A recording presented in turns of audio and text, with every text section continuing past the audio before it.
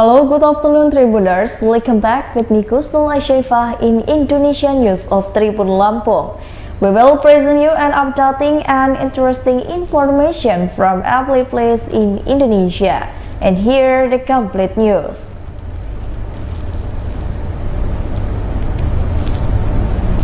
The first news is President Jokowi returned to Solo. President Joko Widodo arrived in Solo on Saturday. After completing the agenda in Solo, it's reported that President Jokowi will leave for Yogyakarta on Sunday.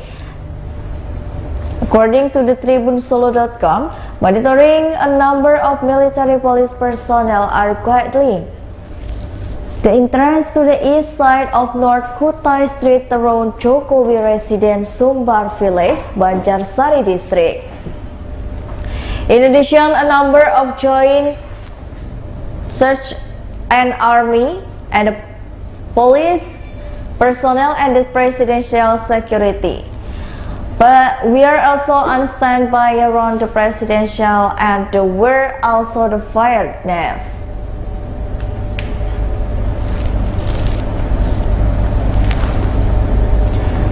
Fire ignited 6 bulan. We are also already notified from Resident Deputy Major of Solo, Teguh Prakosa said, the news of Jokowi return has been received by the 4th Kominda of the Solo city government on the Friday.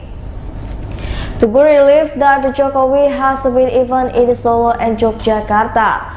The number of the person in Indonesia is likely to leave for the Yogyakarta this afternoon. It is suspected that Jokowi will meet this future wife, namely the parents of Erina Gundowo, the lover of the youngest son Kaisang Pangarap. However, the Teguh could not specifically the activities Jokowi did while returning to the Solo. He can only explain the Jokowi return to the Solo is due to family matters. A number of the joint security forces on the standby in the Sambar area in this Banjar district, Solo City, Saturday, 15/10/2022. And from further observation, some of the were standby in the front of the entrance gate to the residence of President Joko Widodo.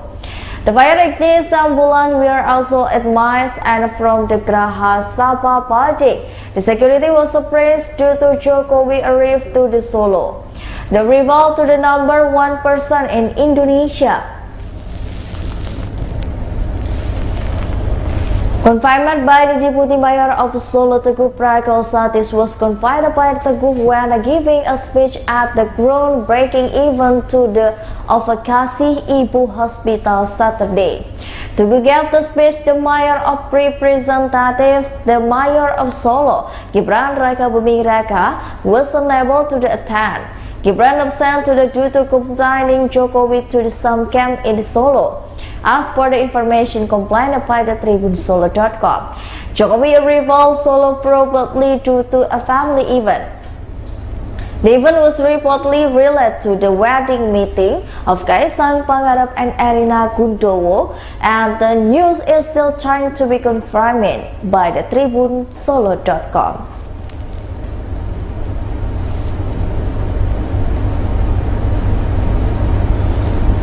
The next news is victim of the death due to landslide in the Jeneponto, South Sulawesi increased too.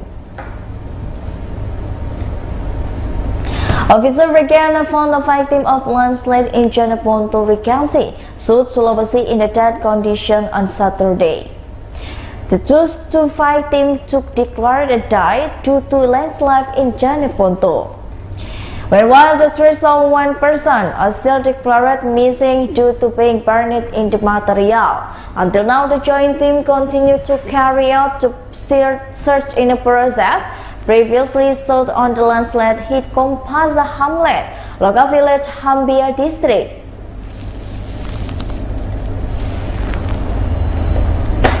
The intensity very high in the area in causes of landslide. As a result of landslide, 4 the horses were damaged.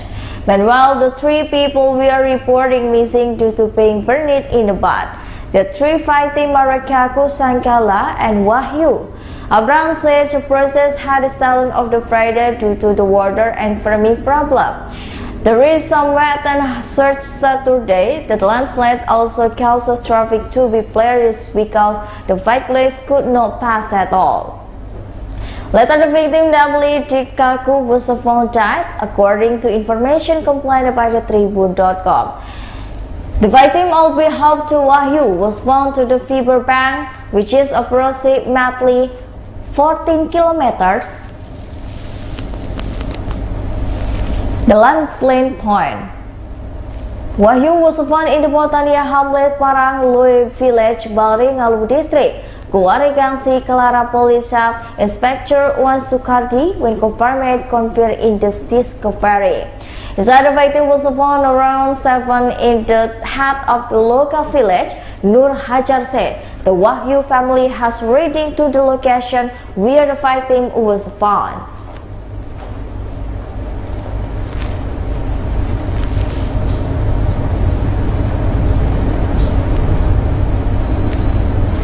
The next news is Civil Service Police Unit secures a cone while picking at the Simpang 5. Officer from the Civil Service Police Unit and Widiatul Hisbah, Banda Aceh arrest one account to the car baking in the Simpang 5 road port in the Banda Aceh. The security was carried out of where officer had took in the count. The incident that caused a traffic jam and became the spread toss on the number of passengers. The security, one come wearing the cosplay costume as a children cartoon character, was secured by the officer.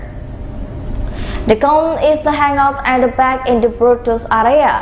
However, the security action received to the response from the passenger by the Riki, a resident of the Banda Aceh city. He said that the officer were considerate to the arrogant with securing them. According to him, officer can give a warning before taking action again in the claim to be arrogant with dying security.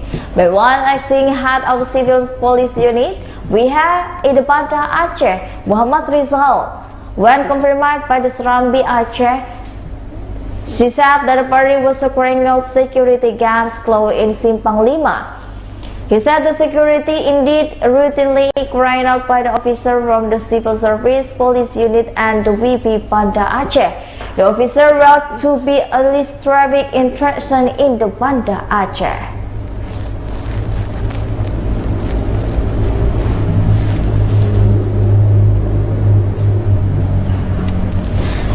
The next news is first session in Panwas Chambret and Tas at Batola, one participant not present.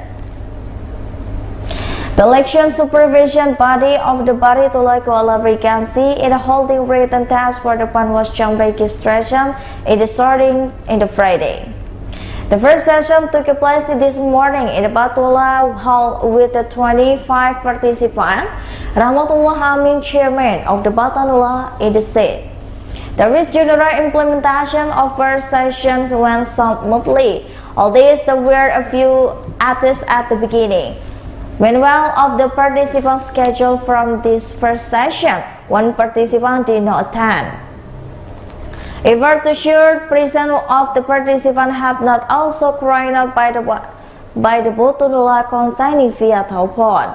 Recruiting of the took place using CAT system. Sudaya, one of participants who took the test, admitted there were a few difficulties in answering the question.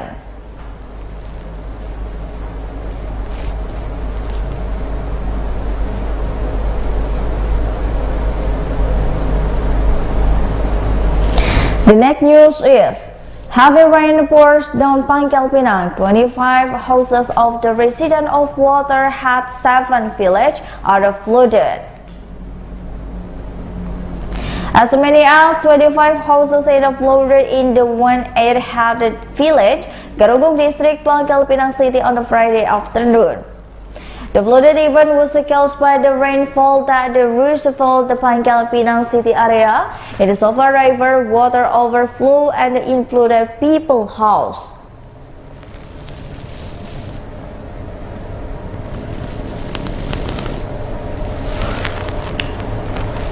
Hawa, 40 years old local resident, she said that the flood occurred at around 2 p.m. He said that the EM time was raining in heavily long after we began to enter Party's resident house. As a result, water continued to rise until it reaches the height on the balcony of 14 centimeters. However, it might last a few months. Residents have never been alarmed when entering the rainy season because it contained residents it always flooded. Therefore, the party hopes that the government will be intervened quickly if the flooded do not recur frequently. There is no facility from this incident, but if you, that is resident losses estimate to reach millions of rupiah. Even as someone alone flood the court 3 times, this is conditioned due to local of the resident house in charge for the rival, and while the river is relatively narrow, and so it cannot compare the high water discharge during the rainy season. This is furthermore exacerbated to the large number of the subsidized housing development and the plots around the river, and the water upside is decreasing. It is because the paths of banking a river were overgrown with a tree, and so this water observed is a well.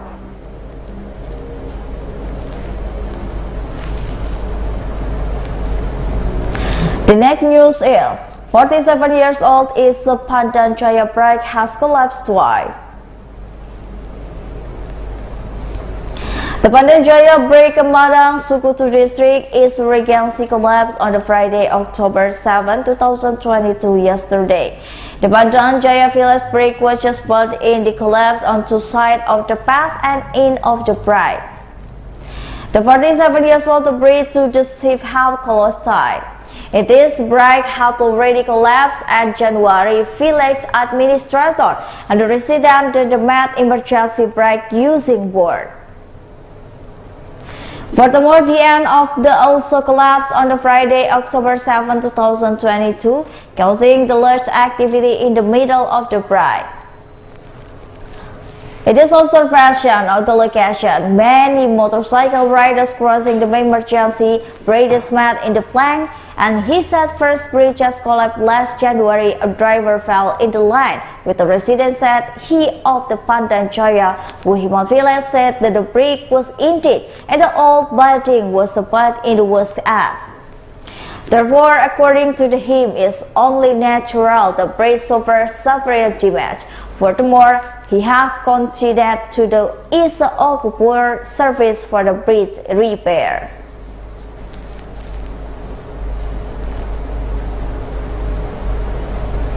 And the last news is list of the people searching for the corruption case in COVID-19 found the race to the East Forest in the Tabur team. Effort to find the race and suspend corruption suspend in the COVID-19 fund, Pontina Letak heavily paid off. Given a reason for the investigation from the East Flores District Attorney Office on the Thursday, managed to discern Pornidala Letik after the suspend was assault in the region's week. It is known that corrupt to escape from the entitlement of the legislation corruption case of the fund handling COVID-19 did not matter suspend Pornidala leads to the likability. Escape the target of law enforcement official. He explained that the previous that the suspend parties has been detained from the Bima police at the house of the resident of Simpasi Village, Montan District, Bima. When they arrived the Labuan Bajo port, the investigation team with the East Forest police officer reportedly took the suspect. In addition, Potranla, there was each other suspect, namely regular secretary for the East Forest and the Kilag. The process of the future explanation of the elected corruption case experienced a risky problem because Potrinello was absent from the procedure submitted of the 3 times. The case of the spare public relation in the forest, there was even tweet posts in social media regretting and the Portinello suspend in the question committee of the law. It is information official in a finding of the arresting him.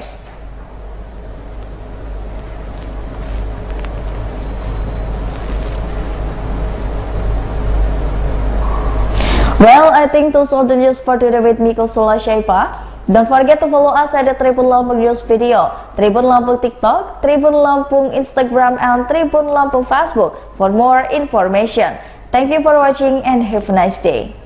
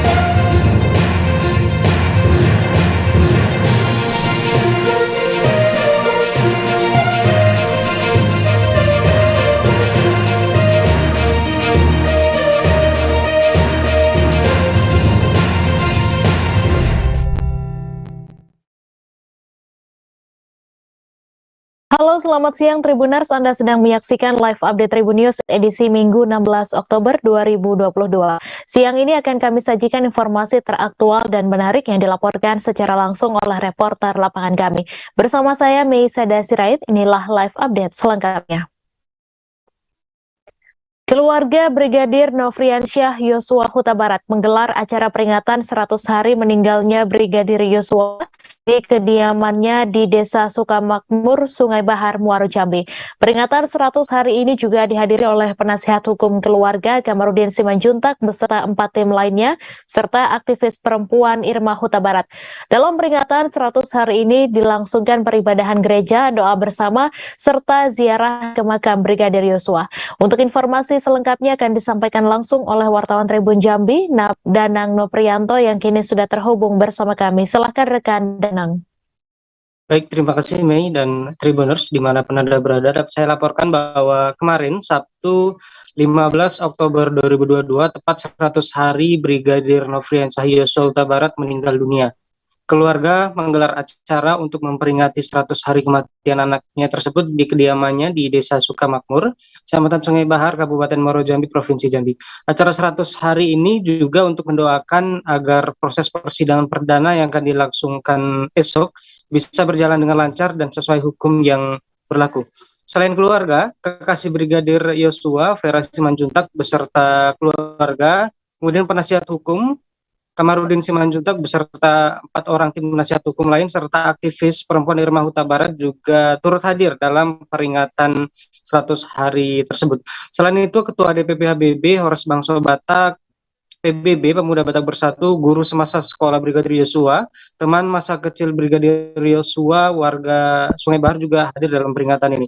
Acara ini dilangsungkan pukul 15.00, dimulai dengan acara peribadahan gereja, nyanyian rohani, dan doa kepada almarhum Brigadir Yosua. Kemudian dilanjutkan dengan kesaksian mengenang sosok Brigadir Yosua baik dari guru semasa sekolah, teman masa kecil, kemudian dari kekasih Vera Simanjuntak, dari keluarga, kemudian penyampaian dari penasihat hukum dan juga tamu undangan lain. Dalam peringatan 100 hari ini juga dilakukan penyalaan 100 lilin sebagai bentuk penghormatan kepada Brigadir Yosua serta terangnya kasih Kristus yang dilaksanakan di rumah kediaman Brigadir Yosua.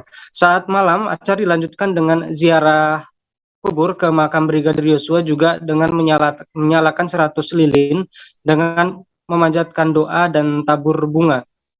Dalam acara ini juga penasihat hukum sekaligus menjelaskan perkembangan terbaru serta persiapan untuk menghadapi persidangan besok, yang mana pada persidangan perdana besok keluarga hadir hanya diwakili oleh kuasa hukum atau penasihat hukum, sementara keluarga akan hadir secara langsung ke Jakarta Selatan saat menjadi saksi. Demikian, Mei.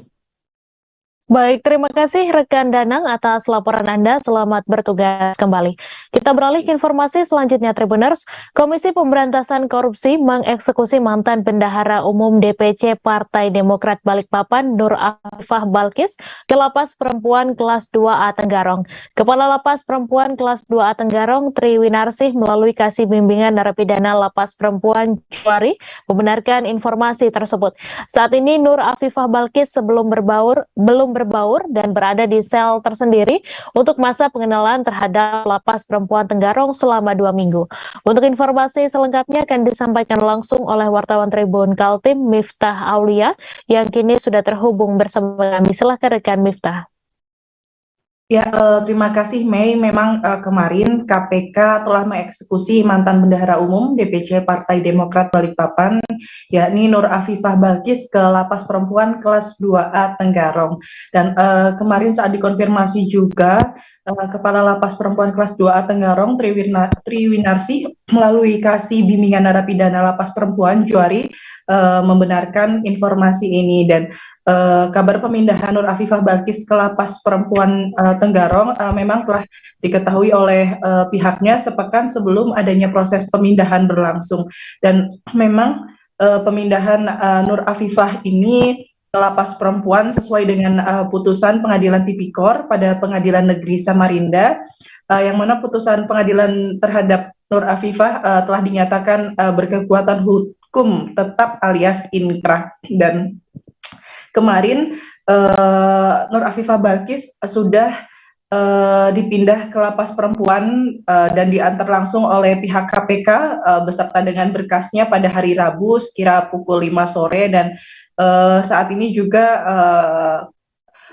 ex-bendum Demokrat Balikpapan Nur Afifah belum berbaur dan masih berada di sel tersendiri untuk masa pengenalan terhadap lapas perempuan selama 2 pekan. Dan Nur Afifah nantinya tetap akan bercampur dengan warga binaan pemasyarakatan lain dan dipastikan tidak akan mendapatkan perlakuan khusus di lapas perempuan Tenggarong. Karena memang di lapas perempuan Tenggarong juga tidak ada blok khusus bagi kasus tipikor. Dan Nur Afifah Balkis memang merupakan terpidana perkara suap terkait kegiatan pengadaan barang, jasa, dan perizinan di Kabupaten Penajam Pasir Utara, Kalimantan Timur. Dan terpidana Nur Afifah ini akan menjalani pidana untuk waktu 4 tahun 6 bulan, dikurangi lamanya masa penahanan saat proses penyidikan. Selain itu, pihaknya juga akan membayar denda sebesar 300 juta rupiah dengan subsidiar 4 bulan kurungan. Dan Nur Afifah memang sudah dinyatakan terbukti bersalah karena membantu menerima suap sebesar 5,7 miliar untuk mantan Bupati Penajam Pasir Utara Abdul Ghafur Masud, dan ia juga turut menikmati uang tersebut yang diduga terkait proyek pengadaan barang dan jasa serta perizinan di Kabupaten Penajam Pasir Utara. Demikian, Mei. Terima kasih rekan Miftah Aulia atas laporan Anda. Selamat bertugas kembali. Kita beralih ke informasi selanjutnya, Tribuners. Seorang bayi di Desa Karanganyar, Kecamatan Darul Makmur, Kabupaten Nagan Raya Aceh meninggal dunia diduga akibat terhirup uap BBM jenis Pertalite pada Sabtu 15 Oktober dini hari. Selain bayi, kedua orang tuanya Suherman dan Musbandia juga pingsan sehingga dilarikan ke rumah sakit terdekat. Peristiwa meninggalnya bayi itu berawal dari ayahnya yang membeli BBM jenis Pertalite sebanyak 60 liter di SPBU untuk dijual kembali di Pertamina miliknya di depan rumah. Untuk informasi selengkapnya akan disampaikan langsung oleh wartawan Serambi News, Rizwan, yang kini sudah terhubung bersama kami. Silakan rekan Rizwan. Baik, terima kasih Mai. Rekan Tribun News, dapat kami laporkan bahwa seorang sosok bayi bernama Safikah, yaitu berusia 2 tahun, meninggal dunia di Desa Karanganyar, Kecamatan Darul Makmur, Kabupaten Nagan Raya Aceh. Bayi tersebut tidur bersama kedua orang tuanya, yakni Soehardiman dan Musbandia. Mereka tidur di ruang tamu. Namun sehari sebelumnya orang tuanya membeli BBM jenis Pertalite di SPBU. BBM tersebut selanjutnya dibawa ke rumah dan diletakkan di dalam kamar. Ada dugaan bahwa BBM tersebut bocor dan mengeluarkan menyengat. Akhirnya bayi dan kedua orang tua tersebut sempat mengeluarkan buih di mulut. Mengetahui laporan tersebut, warga langsung membawa kedua orang tua tersebut dan seorang bayi tersebut ke rumah sakit. Namun sayangnya bayi berusia 2 tahun tersebut dilaporkan meninggal dunia. Sementara kedua orang tuanya setelah mendapat pengobatan di rumah sakit akhirnya berhasil diselamatkan. Kasat Reskrim Polres Nagan Raya menyatakan bahwa hasil penyidikan dan olah tempat kejadian perkara menyatakan kasus ini akibat ada dugaan kedua orang tua dan bayi tersebut terhirup BBM. BBM tersebut dijual kembali di depan rumahnya. Namun pihak Polres Nagan Raya juga meminta Pertamina dan Pemkab setempat untuk mensosialisasikan kepada masyarakat terhadap bahayanya meletakkan BBM sembarangan dan menjual BBM di depan rumah tanpa mengantongi izin dari pihak terkait. Ya, demikian Memai. Terima kasih rekan Rizwan atas laporan Anda. Selamat bertugas kembali. Buruh rokok di Kabupaten Kudus mendapat kucuran bantuan langsung tunai atau BLT dari dana bagi hasil cukai dan tembakau tahun ini total senilai 1,8 juta rupiah. Bantuan tersebut diberikan kepada buruh rokok dalam 3 tahap dan setiap tahapnya menerima Rp600.000. Pencairan BLT dari dana cukai ini diharapkan bisa bermanfaat dan tepat sasaran. Untuk informasi selengkapnya akan disampaikan langsung oleh wartawan Tribun Jateng, Rifki Gozali, yang kini sudah terhubung bersama kami. Silakan rekan Rifki.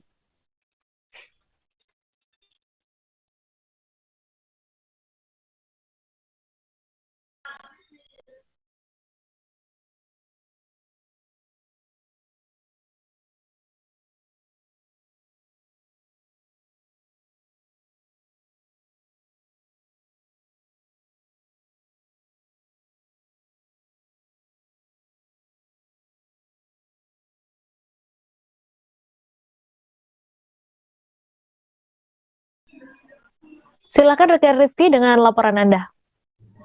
Oke, terima kasih untuk bantuan langsung tunai yang diterimakan kepada buruh pabrik rokok. Tahun ini ada 3 tahap, setiap tahap mereka mendapatkan 2 bulan sekaligus atau dirapel. Setiap pencairan mereka mendapatkan Rp600.000. Total penerimaan yang diberikan kepada buruh pabrik rokok pada tahun ini yakni senilai 1,8 juta rupiah. Untuk BLT buruh rokok ini sumber dananya dari dana bagi hasil cukai dan tembakau. Pada tahun ini Kabupaten Kudus mendapatkan kucuran dana bagi hasil cukai dan tembakau senilai 174 miliar, dan berdasarkan amanat dari Peraturan Menteri Keuangan Bu Sri Mulyani, dana bagi hasil cukai 50%-nya digunakan untuk kesejahteraan masyarakat, diantaranya yaitu untuk bantuan langsung tunai dan kegiatan-kegiatan yang nuansanya meningkatkan kapasitas untuk kesejahteraan masyarakat. Demikian, Mei. Terima kasih rekan Rifki atas laporan Anda, dan Tribuners wartawan kami juga telah menghimpun wawancara dengan Bupati Kudus. Berikut tayangannya untuk Anda. Nanti di awal Desember. Jadi yang dari Pemkab sudah 3 kali pencairan ya Pak ya? 3 kali pencairan. 6 kali pencairan. Ya. Ya, harapannya bisa bermanfaat, tepat sasaran, dan tentunya bisa mensejahterakan masyarakat untuk membantu kebutuhan hidup. Ini yang jalan infrastruktur mulai kapan ya Pak ya? Infrastruktur tentunya ini sudah, makanya kita support supaya segera tayang. Soalnya waktunya kan jalan terus mendesak. Ini sudah bulan yang terakhir. Ini waktu kan ada beberapa pekerjaan yang besar ya Pak ya? Waktu yang akan sebetulnya banyak, kalau di Murni ini maksudnya, di Murni ada di perubahan. Di perubahan itu yang mendesak itu MPP ya. MPP itu mendesak, terus di umum itu untuk pagar-pagar pendopo itu juga mendesak. Ya mudah-mudahan ini segera didok langsung semua tayang. Sebuah tempat usaha catering bernama Damas Catering Kudus terletak di Jalan Raya Kudus Pati, Desa Ngembal Rejo, Kecamatan Bae, dibobol pencuri.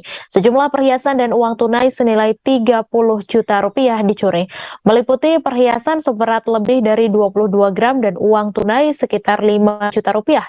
Kejadian berlangsung di siang hari saat pekerja catering sedang menggarap pesanan di rumah bagian belakang. Untuk informasi selengkapnya akan disampaikan langsung oleh wartawan Tribun Jateng, Saiful Maksum, yang kini sudah terhubung bersama kami. Silakan rekan Saiful. Baik rekan Mei, diinformasikan kepada sahabat Tribuners bahwa pada tanggal 12 Oktober lalu terjadi pencurian di sebuah tempat usaha catering yang berada di pinggir jalan raya atau jalan Pantura, Kabupaten Kudus menuju ke Kabupaten Pati, Provinsi Jawa Tengah. Nah, sahabat Tribuners, kejadian tersebut dilakukan oleh seseorang yang tertangkap kamera pengawas yang diduga adalah berjenis kelamin perempuan. Kejadian itu dilakukan, aksi pencurian itu dilakukan ketika siang bolong, yaitu kurang lebih pukul 10.31 ataupun sebelum zuhur. Nah, saat kejadian pada 12 Oktober lalu, si pemilik catering sedang menggarap pesanan catering, di mana semua pekerja dari catering tersebut beserta dari pemilik catering sedang mengemas beberapa pesanan catering di bagian rumah bagian belakang. Nah, praktis di bagian rumah depan atau di bangunan utama dari rumah pemilik catering itu tidak ada seseorang yang melakukan pengawasan di sana. Namun tetap terpasang beberapa kamera pengawas yang dipasang di beberapa titik.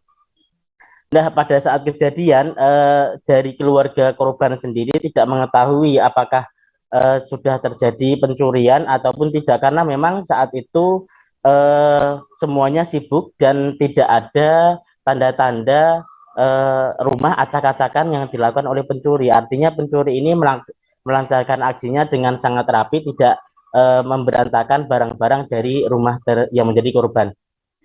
Nah, kejadian tersebut kemudian termonitor oleh pemilik catering atau korban pada malam harinya. Saat itu pemilik catering bersama anak-anaknya hendak melakukan belanja harian untuk pesanan catering pada hari selanjutnya. Namun ketika sang ibu hendak mengambil uang usaha yang berada di salah satu dompet di salah satu kamar rumahnya, namun uang tersebut tidak ada. Namun kemudian ibu tersebut bersama anaknya curiga kalau sudah ada pencurian. Kemudian dia mengecek dua dompet lain yang digunakan untuk menyimpan perhiasan dan juga uang tabungan di kamar yang sama. Dari ketiga dompet yang diletakkan di sebuah lorok lemari kecil yang berada di salah satu kamar tersebut, semuanya dalam keadaan kosong. Kemudian keluarga korban mengecek dua kamar lainnya yang berada satu bangunan dengan kamar yang sudah disatroni oleh maling. Namun dua kamar tersebut dilaporkan tidak ada barang-barang yang hilang saat kejadian. Nah, dari kejadian tersebut anak dari pemilik catering kemudian langsung mengecek CCTV yang masih on atau masih aktif di salah satu ruangan. Kemudian tertangkap kamera bahwa ada seseorang yang memasuki kawasan usaha catering tersebut pada pukul 10.31 dan dari pihak keluarga tidak mengetahui atau tidak ada yang mengenal siapa orang tersebut, dan kemudian orang tersebut juga tertangkap kamera keluar ketika sudah menjalankan aksinya kurang lebih 8 menit. Atas kejadian tersebut keluarga korban mengalami kerugian. Ada beberapa sejumlah uang tunai dan juga perhiasan dengan perkiraan total mencapai 30 jutaan rupiah. Nah, kemudian bermodalkan dari beberapa kamera pengawas perekaman dari kamera CCTV ini, keluarga korban melaporkannya kepada pihak kepolisian yaitu Polres Kabupaten Kudus dan berharap agar segera ditangani lebih lanjut. Begitu. Terima kasih rekan Saiful atas laporan Anda, dan Tribuners, wartawan kami juga telah menghimpun wawancara dengan pemilik usaha catering. Berikut tayangannya untuk Anda. 5 perhiasan totalnya 30 gram emas. Kalau kerugian total estimasi di sekitar 30 jutaan. Pelaku lewat mana sih Mas maksudnya? Pelaku masuknya lewat pintu. Jadi pertama dia masuk lewat pintu toko yang depan. Lalu di dalam toko dia juga cari-cari barang berharga. Lalu keluar lagi di pintu belakang toko, masuk ke dalam halaman, terus masuk ke rumah. Masuk rumah, maksudnya gimana itu? Lewat pintu rumah. Jadi kebetulan yang di dalam rumah kan sedang ada pesanan catering. Jadi pada di belakang semua lagi masak. Nggak terkunci berarti ya? Jadi nggak terkunci karena kan biasa bolak-balik gitu kan. Sini rame posisinya itu Mas.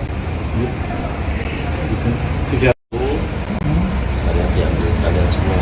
Artinya mungkin dari pihak keluarga tidak jadi mengenali ciri-cirinya. Kalau dari ciri-ciri pelakunya nggak ada yang mengenali. Tapi kemungkinan besar orang luar. Dari menduga sudah tahu dulu ya. Kalau dari gerak-geriknya kayaknya sebelumnya sudah pernah lihat ada orang enggaknya, dia udah ngincer kayaknya. 4 truk bermuatan kelapa sawit yang hendak menyeberang di Tujuh Koto Ilir, Kabupaten Tebo, Jambi, jatuh ke Sungai Patanghari.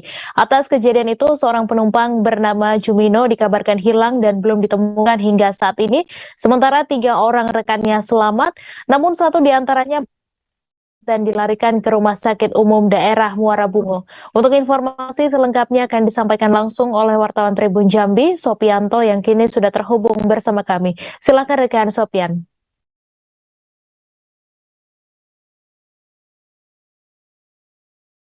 Oke, terima kasih rekan Mei. Dapat saya informasikan dari Kabupaten Tebo, tepatnya di Provinsi Jambi. Memang benar 4 truk bermuatan kelapa sawit dikabarkan jatuh ke sungai pada saat hendak menyeberang di Tujuh Koto Ilir, Kabupaten Tebo, Provinsi Jambi. Atas kejadian tersebut, Jumino 48 tahun dikabarkan hilang dan belum ditemukan hingga saat ini, sedangkan 3 rekannya selamat. Namun 1 orang dari rekannya itu dilarikan rumah sakit dan mengalami luka yang cukup parah, Tribuners. Kejadian bermula pada saat 4 truk bermuatan kelapa sawit yang hendak menyeberang Sungai Batanghari di Tujuh Koto Ilir menggunakan ponton. Pada saat truk telah berada di ponton, kondisi ponton tersebut miring karena mengalami kebocoran dan 4 truk tersebut terjatuh ke Sungai Batanghari. Hingga saat ini korban yang hilang belum ditemukan dan masih proses pencarian oleh Basarnas Bungo, BPBD Tebo, TNI Polri, serta warga setempat yang sedang berupaya mencari keberadaan Jumino. Hal itu dibenarkan oleh Antoni Paksi selaku Kabid Kedaruratan dan Logistik BPBD Tebo. 4 truk yang bermuatan kelapa sawit jatuh ke Sungai Batanghari pada saat menyeberang ke Tujuh Koto Ilir. Kejadian diperkirakan pada Sabtu 15 Oktober 2022 sekira pukul 1.30 dini hari, Tribuner. Perlu saya informasikan juga untuk 4 truk itu masuk ke sungai dan 2 truk sudah berhasil dievakuasi, namun 2 truk lainnya saat ini sedang proses evakuasi. 2 truk tersebut sudah diketahui keberadaannya hingga saat ini proses evakuasi tetap berlanjut, Tribuner. Demikian rekan Mei, saya kembalikan ke studio. Terima kasih rekan Supianto atas laporan Anda. Selamat bertugas kembali. Kita beralih ke informasi selanjutnya, Tribuners. Jalan Raya Sragen Ngawi, tepatnya di Kecamatan Sambung Macan, Kabupaten Sragen, sering terjadi kecelakaan maut. Terkini, tabrakan antara bus Sumber Selamat dengan sepeda motor Honda Beat pada Rabu 12 Oktober siang. Insiden ini membuat seorang mahasiswi UIN Salatiga, Tia Wahyu Wulandari, warga Sambung Macan, meninggal dunia di lokasi kejadian. Untuk informasi selengkapnya akan disampaikan langsung oleh wartawan Tribun Jateng, Mahfira Putri, yang kini sudah terhubung bersama kami. Silakan rekan Putri. Baik rekan Mei, terima kasih.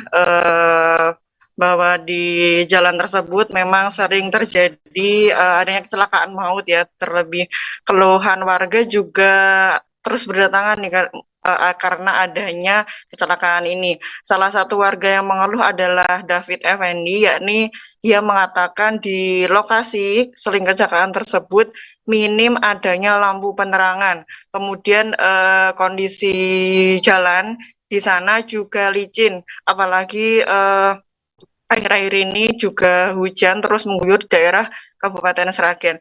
Kemudian dikonfirmasi terpisah, Kanit Penegak Hukum Satlantas Polres Sragen, Ibda Irwan Marvianto, menjelaskan terkait kondisi aspal di wilayah Sambung Macan ini, pihaknya sudah sempat melakukan pengecekan. Pengecekan sendiri juga dilakukan bersama dengan Pekerjaan Umum, Bina Marga dan Cipta Karya Provinsi Jawa Tengah maupun Dinas Perhubungan Kabupaten Sragen. Nah, dari hasil pengecekan ini, kualitas jalan di wilayah tersebut bagus, namun kecelakaan itu dari pihak kepolisian dimungkinkan akibat faktor cuaca dan juga human error. Kemudian si Irwan pun juga tidak menampik adanya hujan merupakan salah satu faktor terjadinya kecelakaan. Namun jika pengemudi bisa mengendalikan laju kendaraannya, hal tersebut bisa meminimalisir kejadian. Kemudian Irfan juga menghimbau kepada pengendara baik yang melintas di Jalan Sragen Ngawi ini untuk tetap berhati-hati dan selalu mengutamakan keselamatan. Perhatikan kecepatan dan kondisi jalan dan pengendara lainnya. Kemudian dirinya juga menghimbau kepada pengemudi yang masih di bawah umur atau anak-anak agar tidak menggunakan sepeda motor terlebih dahulu, dan juga ini membutuhkan peran serta keluarga orang tua untuk tetap terus mengawasi. Demikian rekan Mei. Baik, terima kasih rekan Putri atas laporan Anda. Selamat bertugas kembali. Titik di Jalan Lintas Kepahyang Pagar Alam, Desa Gunung Meraksa Baru, Kecamatan Pendopo, 4 Lawang yang sempat ditutup lantaran ada pembangunan jembatan air Nakau kini telah bisa dilalui kembali pada Sabtu 15 Oktober. Adapun sebelumnya arus lalu lintas di jalan provinsi menghubungkan Provinsi Sumatera Selatan dengan Bengkulu ini sempat dialihkan ke beberapa jalur alternatif karena sedang dilakukan pembangunan jembatan air Nakau. Informasi selengkapnya akan disampaikan langsung oleh wartawan Tribun Sumsel, Sahri Ramadan, yang kini sudah terhubung bersama kami. Silakan rekan Sahri. Baik, terima kasih rekan Mei dan juga pemirsa Tribun News dimanapun berada. Dapat kami laporkan pemirsa, jembatan air Nakau sendiri adalah salah satu jembatan yang ada ataupun terletak di Jalan Lintas Kepahyang Pagar Alam, Desa Gunung Meraksa Baru, Kecamatan Pendopo, Kabupaten 4 Lawang, yang dimana memang jalan ini sendiri menghubungkan langsung 2 provinsi yang ada di Pulau Sumatera ini, yakni Provinsi Sumatera Selatan dan juga Provinsi Bengkulu.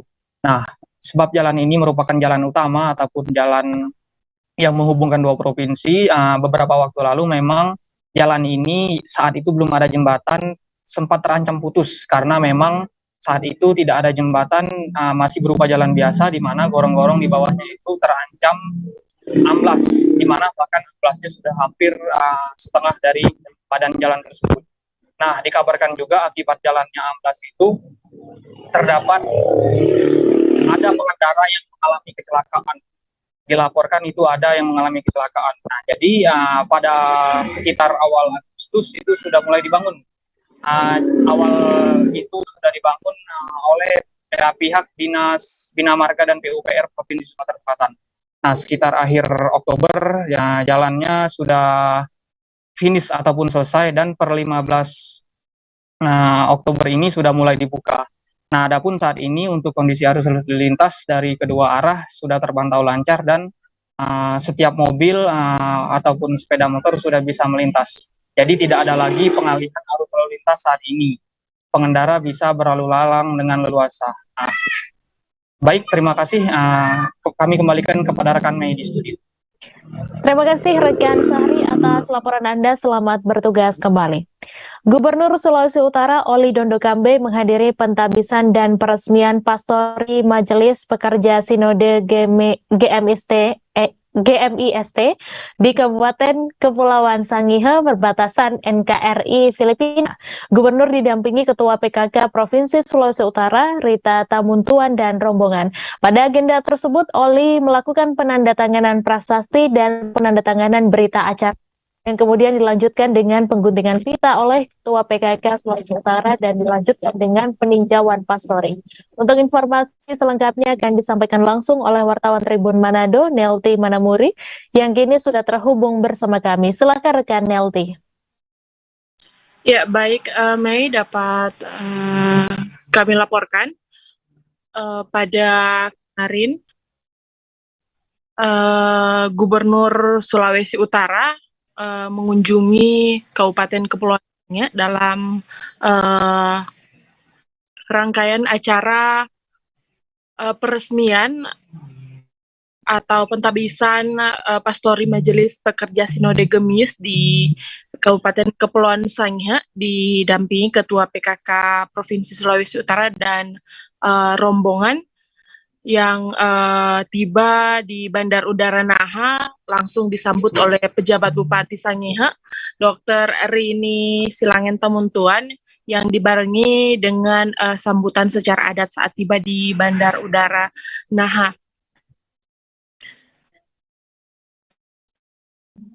Dan kemudian rombongan melanjutkan perjalanan usai dari Bandara Naha menuju rumah jabatan Bupati dan melanjutkan ke peresmian Pastori Majelis Pekerja Sinode Gemis di Kelurahan Sawang Benar, Kecamatan Tahuna, Kabupaten Sangihe, Provinsi Sulawesi Utara.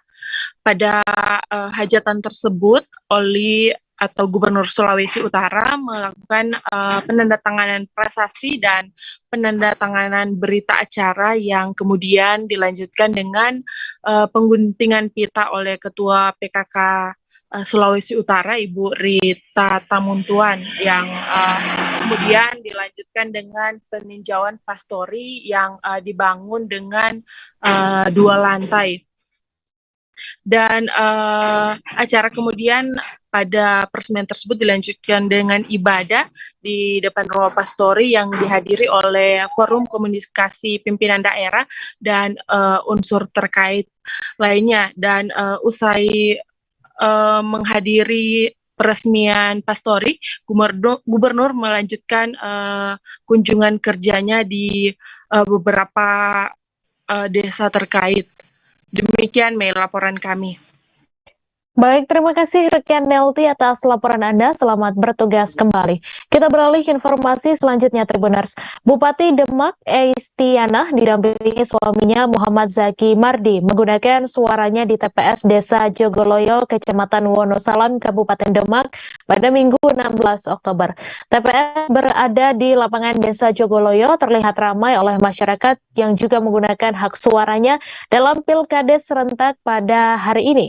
Sekira pukul 9.30 waktu Indonesia Barat, kedatangan Bupati Demak bersama suaminya pun disambut baik oleh warga masyarakat. Untuk informasi selengkapnya akan disampaikan langsung oleh wartawan Tribun Jateng, Tito Isma, yang kini sudah terhubung bersama kami. Silakan rekan Tito.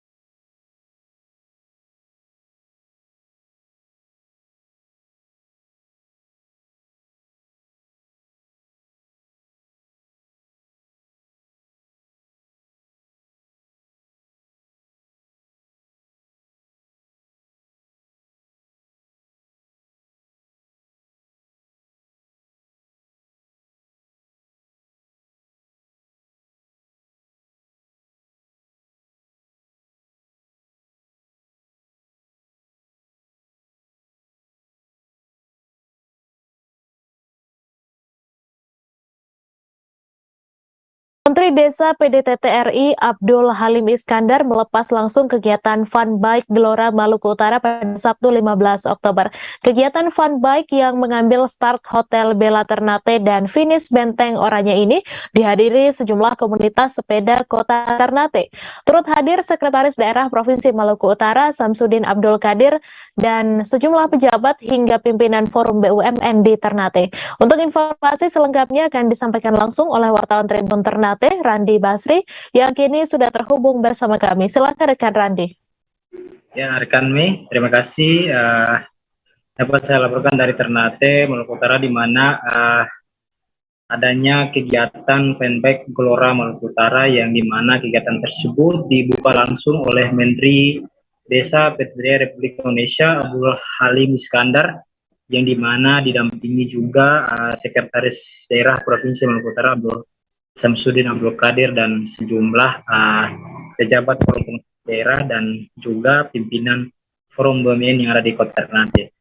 di mana kegiatan tersebut secara dibuka langsung oleh Menteri Desa yang bertepatan di Hotel Sahid Bella Ternate pada 15 Oktober 2022, di mana dalam kesempatan tersebut Menteri Desa menyebut dirinya sudah berkesempatan untuk membuka langsung kegiatan yang dilaksanakan di Kota Ternate, dan baginya di Ternate ini merupakan kota yang begitu indah dan di mana sehingga dia bisa berkesempatan membuka kegiatan tersebut, di mana kegiatan Fanbike Gelora Maluku Utara sendiri mengambil start dari Hotel Bella Sahid Ternate yang berlangsung finishnya di Benteng Orange Ternate, dan di mana kegiatan tersebut diikuti sejumlah komunitas sepeda yang ada di Kota Ternate, dan hal ini juga dibenarkan oleh General Manager Hotel Bella Sahid Ternate, Setiawan Hadi Suparto, di mana dirinya menyebut kegiatan ini merupakan salah satu rangkaian kegiatan Gerakan Bangsa Buatan Indonesia, yakni dari Kementerian Desa, yang dimana gandeng bersama Hotel Sahid Bella Ternate yang melaksanakan kegiatan Fanbike Gelora Maluku Utara, dan kegiatan tersebut juga melibatkan sejumlah komunitas sepeda dan beberapa unsur forum komunikasi daerah dan juga para forum BUMN yang ada di Kota Ternate. Dan kegiatan ini juga berlangsung begitu lancar, di mana sejumlah peserta sejak start dari Hotel Sahid Bella Ternate dengan begitu antusias hingga memasuki finish di Benteng Orange Ternate. Setelah di Benteng Orange Ternate sendiri, para peserta disuguhkan dengan beberapa door prize seperti kupon yang sudah disediakan panitia, di mana para peserta langsung diberikan hadiah berdasarkan kupon yang sudah disiapkan panitia. Mungkin seperti itu, Mei, saya kembalikan ke studio. Terima kasih rekan Randi Basri atas laporan Anda. Selamat bertugas kembali. Kita beralih ke informasi selanjutnya, Tribuners. Bupati Demak Eistianah didampingi suaminya Muhammad Zaki Mardi menggunakan suaranya di TPS Desa Jogoloyo, Kecamatan Wonosalam, Kabupaten Demak pada Minggu 16 Oktober. TPS berada di lapangan Desa Jogoloyo terlihat ramai oleh masyarakat yang juga menggunakan hak suaranya dalam Pilkada serentak pada hari ini. Sekira pukul 9.30 waktu Indonesia Barat, kedatangan Bupati Demak bersama suaminya pun disambut baik oleh warga setempat. Untuk informasi selengkapnya akan disampaikan oleh wartawan Tribun Jateng, Tito Isma, yang kini sudah terhubung bersama kami. Silakan rekan Tito.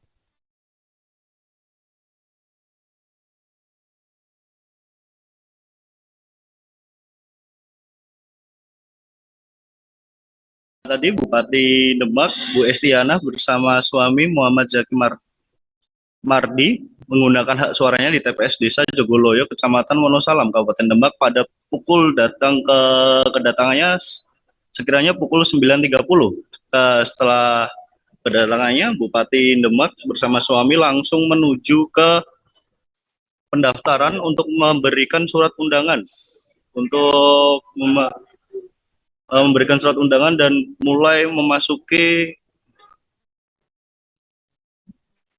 kotak TPS, saya memasuki bilik suara untuk menggunakan suaranya. Dan setelah masuk ke bilik suara, Bupati Demak bersama suaminya keluar dengan bersama dan memasukkan ke kotak suara bersama-sama. Setelah memasukkan pun, Bupati pun berfoto untuk menunjukkan bahwa telah memberikan suara untuk pilkada serentak ini. Setelah Bupati menggunakan hak suaranya bersama suaminya, Bupati pun langsung melanjutkan izin pamitan kepada warga masyarakat untuk bisa pulang ke rumah, dan berpandangan pun terlihat warga masyarakat berdesak-desakan untuk melihat Bupati Demak yang menggunakan hak suaranya. Demikian gitu yang bisa saya sampaikan. Baik, terima kasih rekan Tito atas laporan Anda. Selamat bertugas kembali. Kita beralih ke informasi selanjutnya, Tribuners. Gubernur DKI Jakarta Anies Baswedan berpamitan dengan warga saat acara tasyakuran akbar di Balai Kota DKI Jakarta, Kecamatan Gambir, Jakarta Pusat. Saat sambutan, Anies menyampaikan ucapan terima kasih kepada ribuan warga masyarakat yang telah hadir. Lantas Anies mengaku tidak akan banyak bicara dalam sambutannya itu.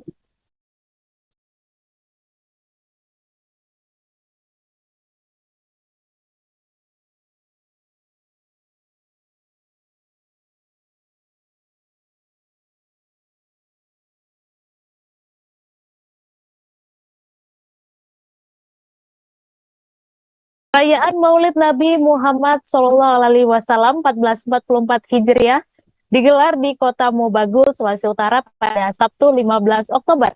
Perayaan ini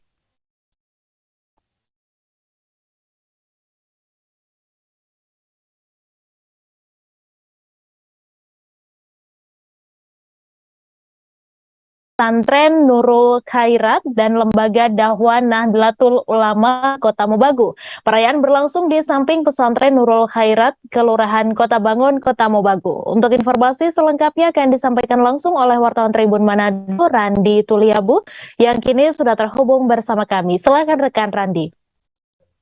Baik Mei, dapat saya laporkan dari Kota Mobagu, Sulawesi Utara. Perayaan Maulid Nabi Muhammad SAW 1444 Hijriah yang diinisiasi oleh Pondok Pesantren Nurul Khairat dan Lembaga Dakwah Nahdlatul Ulama Kota Mobagu pada Sabtu 15 Oktober 2022. Perayaan ini berlangsung di samping Pesantren Nurul Khairat, Kelurahan Kota Bangun, Kota Mobagu, Sulawesi Utara. Dalam perayaan Habib Abdullah Al-Mudoro dari Yaman juga turut hadir dalam perayaan Maulid Nabi kali ini. Juga ada Habib Abdurrahman bin Jindan, pimpinan Pondok Pesantren Nurul Khairat Kota Mobagu, Ketua Umum Nahdlatul Ulama Kota Mobagu, juga masyarakat Kota Mobagu yang ada di seputaran Pondok Pesantren Nurul Khairat.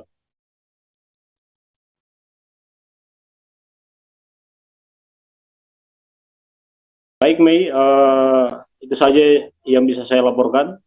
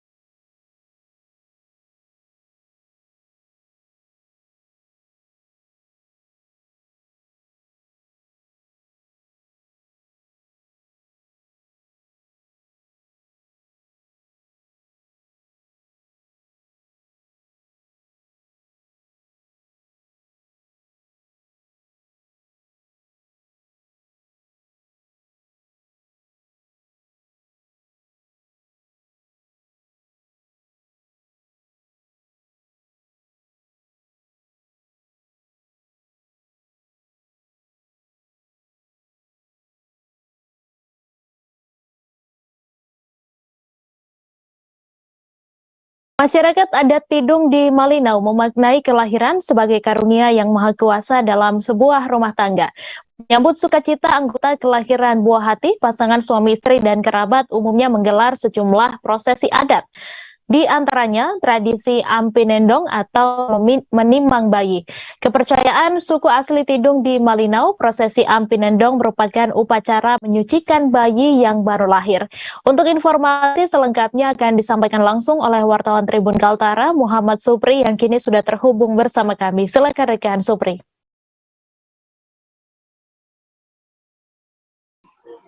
Baik, terima kasih rekan Mei dan rekan-rekan di studio. Kemarin pada saat pelaksanaan pentas seni budaya masyarakat suku Tidung di Kabupaten Malinau digelar sejumlah prosesi adat dan upacara adat yang masih bertahan sampai saat ini di wilayah Kabupaten Malinau, diperagakan dalam pentas seni untuk dipertontonkan kepada masyarakat di sekitar wilayah balai adat Kidung Malinau Seberang. Ada sejumlah prosesi adat yang dilaksanakan oleh masyarakat, diantaranya berkaitan dengan prosesi menyambut kelahiran buah hati atau anak bagi pasangan pasangan suami istri untuk masyarakat suku adat Kidung di Kabupaten Malinau. Kemarin ada beberapa prosesi, ada 3 prosesi yang dilaksanakan terkait dengan menyambut kelahiran bayi bagi masyarakat suku Kidung. Di antaranya ada petimbang atau menimbang bayi, kemudian ada mencukur rambut bayi, dan kemudian yang terakhir ada ampinendong atau menimbang bayi. Nah, yang proses yang terakhir ini dijabarkan sebagai bentuk kesyukuran masyarakat adat Kidung, khususnya bagi pasangan yang baru menyambut kelahiran keluarga baru di sekitar bagi kerabat dan masyarakat suku Kidung di Kabupaten Malinau. Proses ini masih dipertahankan sampai sekarang. Biasanya dilaksanakan di rumah-rumah kerabat atau keluarga pasangan suami istri. Diperagakan pada saat pentas seni budaya tersebut bahwa prosesi ini merupakan prosesi awal sebelum bayi diperkenankan untuk naik ayun, bahasa suku Kidungnya, yaitu ketika seorang bayi atau anak yang baru lahir harus melalui prosesi ini sebelum bisa dinabipobokan atau ditidurkan di atas ayunan. Pantauan kami di lapangan dengan hasil wawancara dengan Ketua Lembaga Adat Besar Kidung Malinau menyatakan bahwa prosesi ini dilaksanakan dengan hitungan ganjil 7 sampai 9 kali prosesi, yang dimana diutamakan bagi seorang perempuan, ketua perempuan yang memiliki cucu. Prosesi ini ditandai dengan bayi tersebut diletakkan di atas sebuah ayunan yang berisi 7 hingga 9 lapis kain yang disebut sebagai ampinendong. Kemudian ketua adat tadi, nenek dari kerabat dan keluarga pasangan suami istri tersebut akan menimang dan memberikan doa-doa selamat kepada bayi sembari mengangkat lapis demi lapis kain yang berada di atas ayunan sampai lapisan terakhir ketika menyentuh atau mengangkat lapisan terakhir berwarna kuning keemasan. Ini menandakan bahwa prosesi telah selesai, dan seketika itu anak atau bayi yang baru lahir telah melalui prosesi ampinendong atau menimang anak, dan diperkenankan untuk ditidurkan oleh ayah dan ibunya di rumahnya. Setelah melalui proses ini, konon untuk proses ini dipercayai dapat menghindarkan anak yang baru lahir dari gangguan-gangguan jahat, kemudian memberikan doa-doa keselamatan dari ketua-ketua adat, khususnya perempuan yang telah memiliki cucu. Saat ini prosesi itu masih bertahan sampai sekarang, khususnya bagi masyarakat Kidung di wilayah Kabupaten Malinau sebagai satu dari 11 penduduk asli suku adat di Kabupaten Malinau. Saat ini juga masih berlangsung prosesi pentas seni budaya adat Kidung di Kabupaten Malinau yang dijadwalkan selama 10 hari dan dijangka berakhir pada tanggal 20 Oktober 2022 mendatang. Demikian rekan Mei.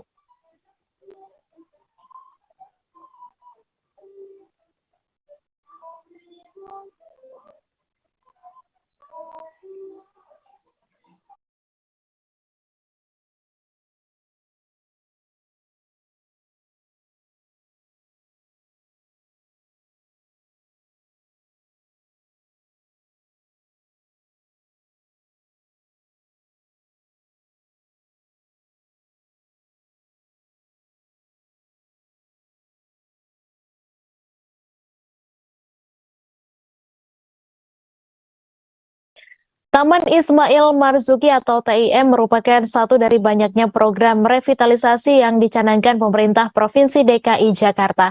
Proyek yang berjalan sejak Juli 2019 dan rampung pada 2022 ini berfungsi sebagai laboratorium edukasi dan etalase seni.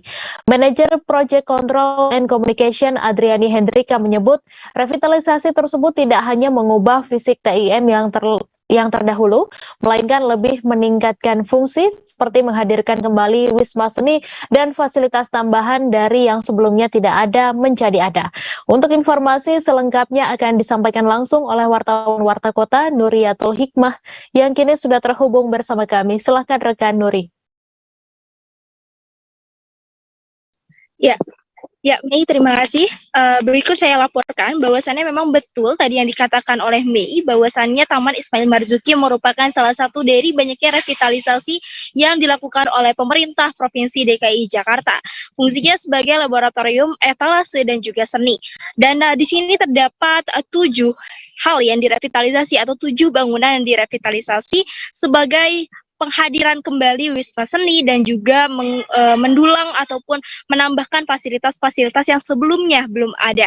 Seperti ada pusat pelatihan seni, teater halaman, teater arena, dan ruang terbuka hijau. Selain itu juga tampilan tim ini menyuguhkan kesan yang lebih humanis dan juga instagramable. Terlihat dari banyaknya orang-orang yang memanfaatkan tempat ini sebagai tempat untuk berfoto-foto dan juga untuk mengabadikan momen-momen mereka bersama orang-orang. Selain itu di sini juga banyak sekali spot-spot seperti spot kesenian untuk teater, kemudian juga ada masjid yang diperbaharui yaitu Masjid Amir Hamzah. Dan untuk lokasinya sendiri berada di Jalan Cikini Raya nomor 73 Kecamatan Menteng, Jakarta Pusat. Untuk revitalisasi pertama adalah Gedung Panjang, di mana Gedung Panjang ini disebut sebagai Gedung Ali Sadikin yang memang sudah berada sejak tahun 1968. Dan ini direvitalisasi dan juga didesain ulang oleh arsitek Andra Martin. Di mana pada saat itu Gedung Panjang ini memiliki desain yang berlapis, di mana bangunannya itu berbentuk seperti rayuan Pulau Kelapa dan ada lapisan di luar dindingnya itu membentuk not dari Ismail Marzuki itu sendiri. Sementara ada juga seperti lubang-lubang di sekitaran tembok-tembok yang ada di Gedung Panjang tersebut dan itu menggambarkan seperti batik khas Betawi. Selain itu juga ada perpustakaan Jakarta yang direvitalisasi sehingga menghadirkan kesan yang mewah dan juga instagramable. Selain itu juga yang kedua adalah ada seperti tempat parkir, terpan lahar parkir, di mana di situ biasanya dibuat ataupun diberikan seperti arsitektur untuk permainan akustik dan juga pertunjukan seni lainnya. Ada juga gedung-gedung yang menghadirkan seperti pameran seni di mana di dalamnya terdapat lukisan-lukisan 2 dimensi, 3 dimensi dan juga ada relief patung dan lain sebagainya. Dan poster-poster patung yang ada di pameran seni tersebut itu mulai dari tahun 1800-an. Dan selain itu juga ada gedung yang disebut dengan Gedung Trisno Sumarjo, di mana ini merupakan bangunan bertingkat 5 yang menyerupai huruf U dan merupakan bangunan ketiga yang turut direvitalisasi. Di sini terdapat planetarium dan juga observatorium di mana orang-orang ketika berkunjung akan mendapatkan pengetahuan edukasi tentang astronomi. Selain itu juga ada juga seperti ruang teater, seperti konsep bioskop yang mana nantinya bisa membahas film-film komersil dan juga non-komersil dengan high rate movie. Dan bagi rekan-rekan semuanya yang hendak datang ke tim dibuka setiap hari dan hanya libur pada hari libur nasional untuk pameran-pameran yang memang sifatnya seperti perpustakaan, kemudian juga pameran seni yang berperiode. Sementara untuk TIM sendiri bisa dimanfaatkan setiap hari kapanpun dan juga pengunjung hendak datang. Demikian, Mei. Terima kasih rekan Nuri atas laporan Anda. Selamat bertugas kembali. BUMDes Tanjung Harapan di Kecamatan Singkep, Kabupaten Lingga, Provinsi Kepulauan Riau membuat pelatihan ekoprint yang berlokasi di hutan Kampung Serkang. Menariknya, selain menempatkan lokasi pelatihan dengan pemandangan mirip wisata hutan tropis, keunikan acara ini juga diisi dengan kebudayaan masyarakat Melayu yang masih kental. Baik itu dengan masakan tradisional Melayu Lingga, cara berpakaian, pondok memasak, hingga dimeriahkan dengan senandung musik Melayu. Untuk informasi selengkapnya akan disampaikan langsung oleh wartawan Tribun Batam, Febri Yuwanda, yang kini sudah terhubung bersama kami. Silakan rekan Febri. Ya baik, terima kasih rekan Mei, Tribunas, dimanapun Anda berada. Kali ini saya melaporkan langsung di Dapur Singkep Kabupaten Lingga, tepatnya di hutan Sergang ya, yang mana hutan Sergang ini yang memang merupakan wilayah perhutanan dijadikan sebagai lokasi kegiatan oleh BUMDes Amanah Desa Tanjung Harapan Kecamatan Singkep, yang mana mereka menggelar sebuah pelatihan ekoprint ya Tribunas, pelatihan ekoprint atau pewarnaan ya dengan bahan alami ya. Saat itu batik yang saat itu juga dihadiri oleh Ketua Dekranasda Kabupaten Lingga Ibu Maratu Solihah, dan mereka menjadikan hutan ini yang memang jarang dipakai oleh orang lain ya, memang dijadikan sebuah ikon yang tampak seperti hutan tropis ya, yang di dalam hutan ini menjadi menarik. Bahkan Tribunas semua di dalam hutan ini yang digagas oleh Direktur BUMDes ini oleh Bang Wendy juga dituangkan berapa adat lokal ya, adat lokal atau kebiasaan lokal, yaitu kebiasaan Melayu Kabupaten Lingga, yang mana mereka menuangkan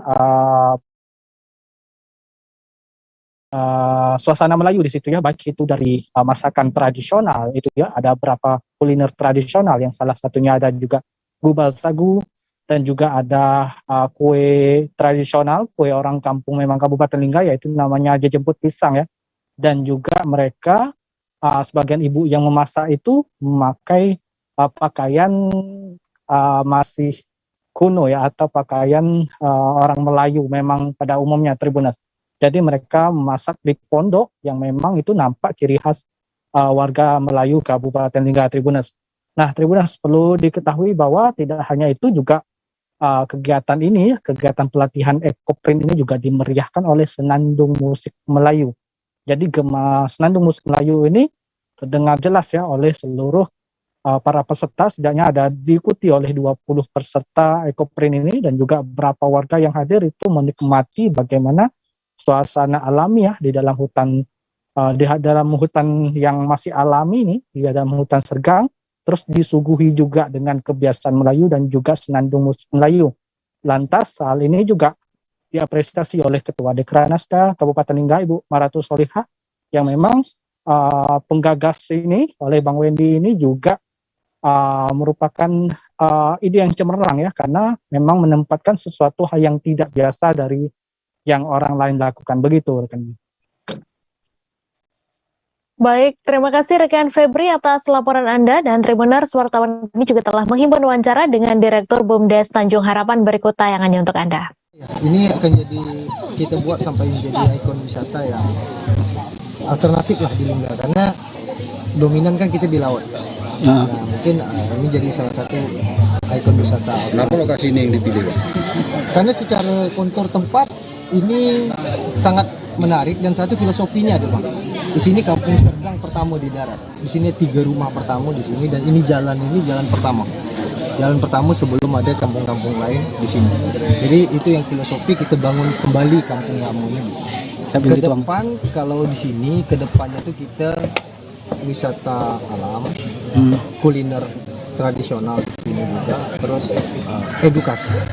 Kayaknya sekolah Arab Melayu, les, bukan sekolah tapi ekstrakurikuler lah, yang kunjungan datang sini, terus wisata outbound juga di atas, tapi kita masih dalam tahap pengembangan.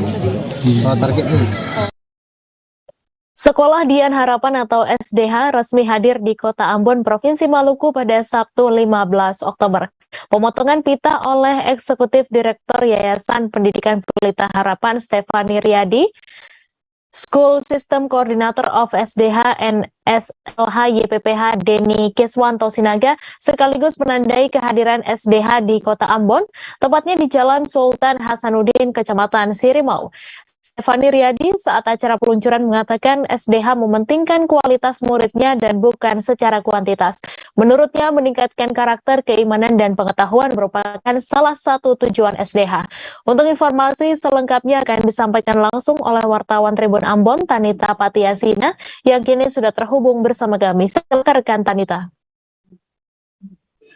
Baik Tribuners dan rekan Mei, pada hari Sabtu 15 Oktober 2022 kemarin, Sekolah Dian Harapan resmi hadir di Kota Ambon, tepatnya di Jalan Sultan Hasanuddin, Kecamatan Silimau. Dan acara peluncuran SDH ini dihadiri oleh Eksekutif Direktur Yayasan Pendidikan Pelita Harapan, Stefani Riyadi, juga hadir School System Koordinator Sekolah Dian Harapan dan Sekolah Lentera Harapan Yayasan Pendidikan Pelita Harapan, Adiani Kiswanto Sinaga juga ikut hadir di acara peluncuran SDH di Kota Ambon. Dan di acara peluncuran kemarin itu menandai kehadiran SDH mulai dari tingkat taman kanak-kanak hingga SMA akan ada di Kota Ambon dan akan dimulai tahun ajaran 2023 mendatang. Dan dalam peluncuran kali ini SDH bukan hanya acara biasa, tapi juga ada beberapa booth seperti registrasi atau pendaftaran juga untuk orang tua calon siswa yang ingin bertanya-tanya tentang bagaimana kurikulum di SDH Kota Ambon. Kemudian untuk tes bakat minat juga disediakan pada saat acara peluncuran kemarin. Dan Stefani Riyadi selaku Eksekutif Direktur Yayasan Pendidikan Pelita Harapan mengatakan bahwa SDH Ambon ini bukan hanya mementingkan kuantitas, tapi juga kualitas anak-anaknya itu yang diperlukan. Dan ada beberapa keunggulan yang bisa didapatkan oleh siswa-siswi ketika bersekolah di SDH Kota Ambon nantinya.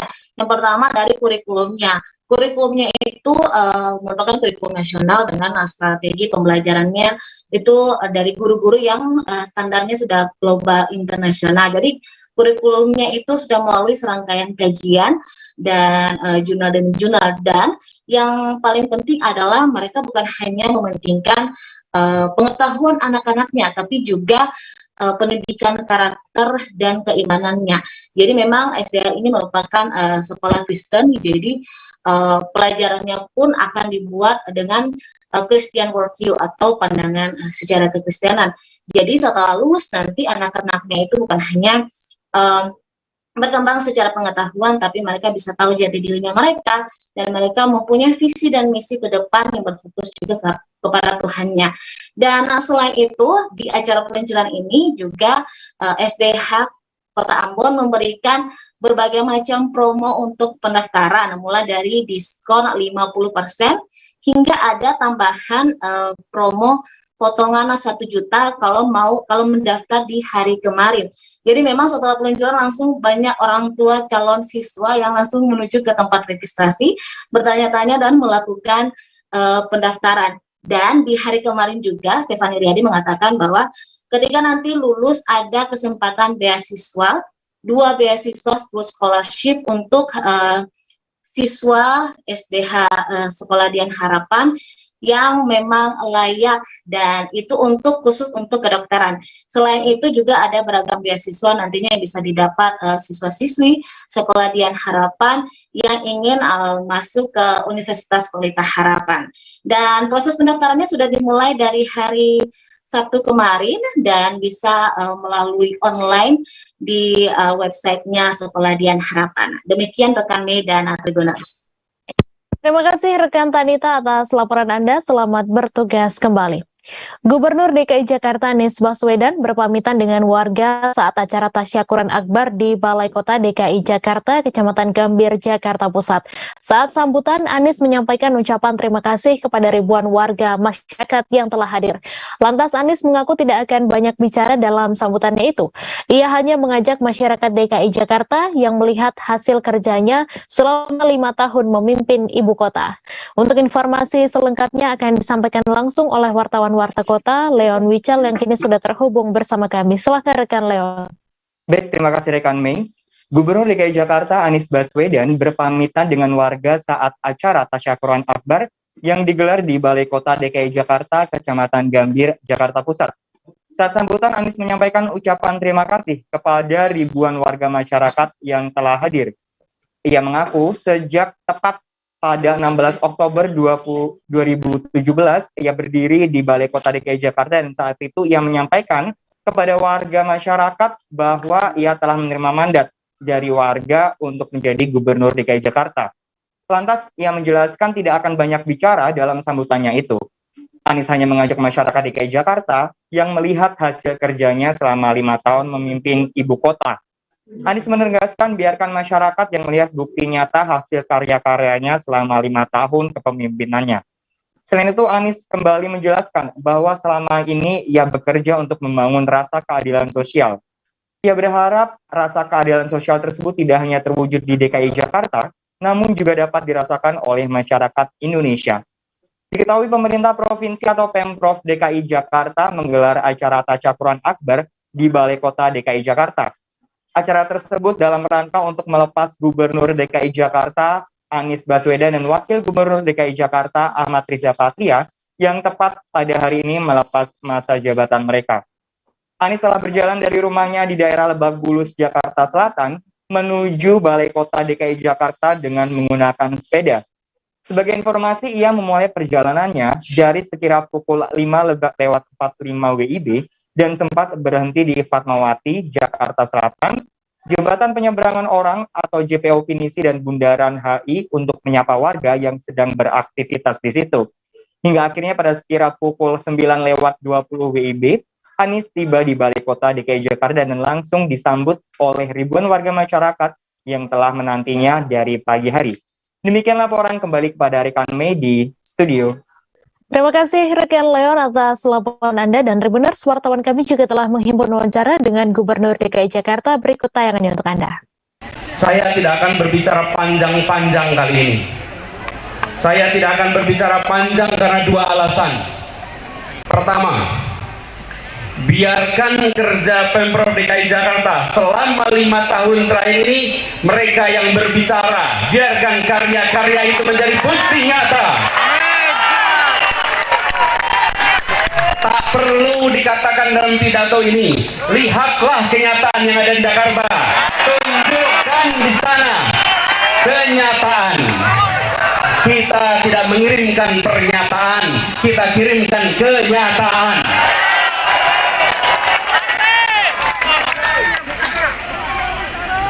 Kedua, saya tidak akan berbicara panjang-panjang karena kerja untuk bangsa dan negara ini masih panjang ke depan. Satu babak berakhir, mari kita sambut babak berikutnya.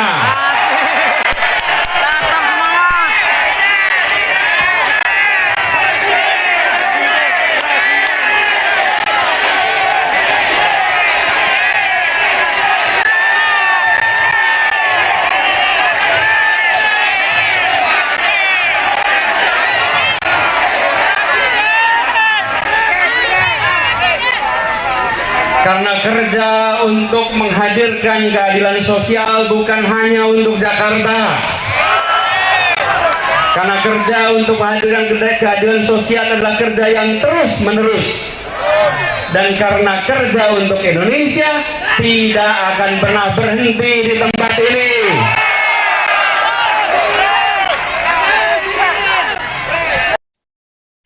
Bupati Kayong Utara Citra Duani berkomitmen cepat tanggap membantu masyarakat terdampak banjir di Desa Sedahan Jaya dan daerah lainnya di Kabupaten Kayong Utara.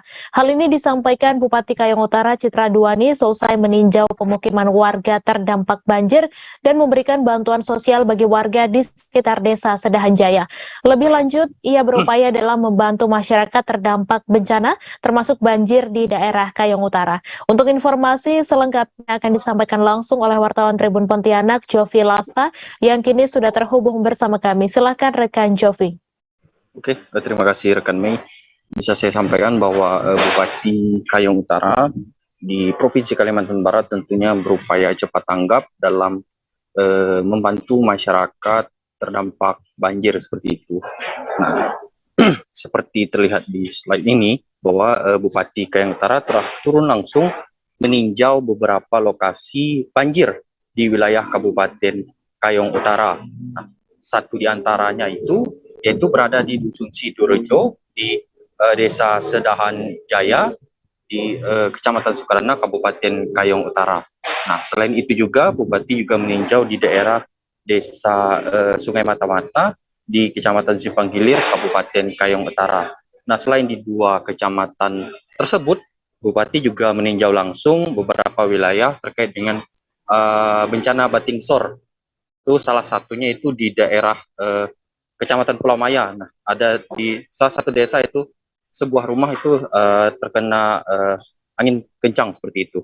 Nah, selain dari 3 kecamatan itu juga di daerah Kecamatan Teluk Batang ini juga terjadi banjir beberapa waktu lalu.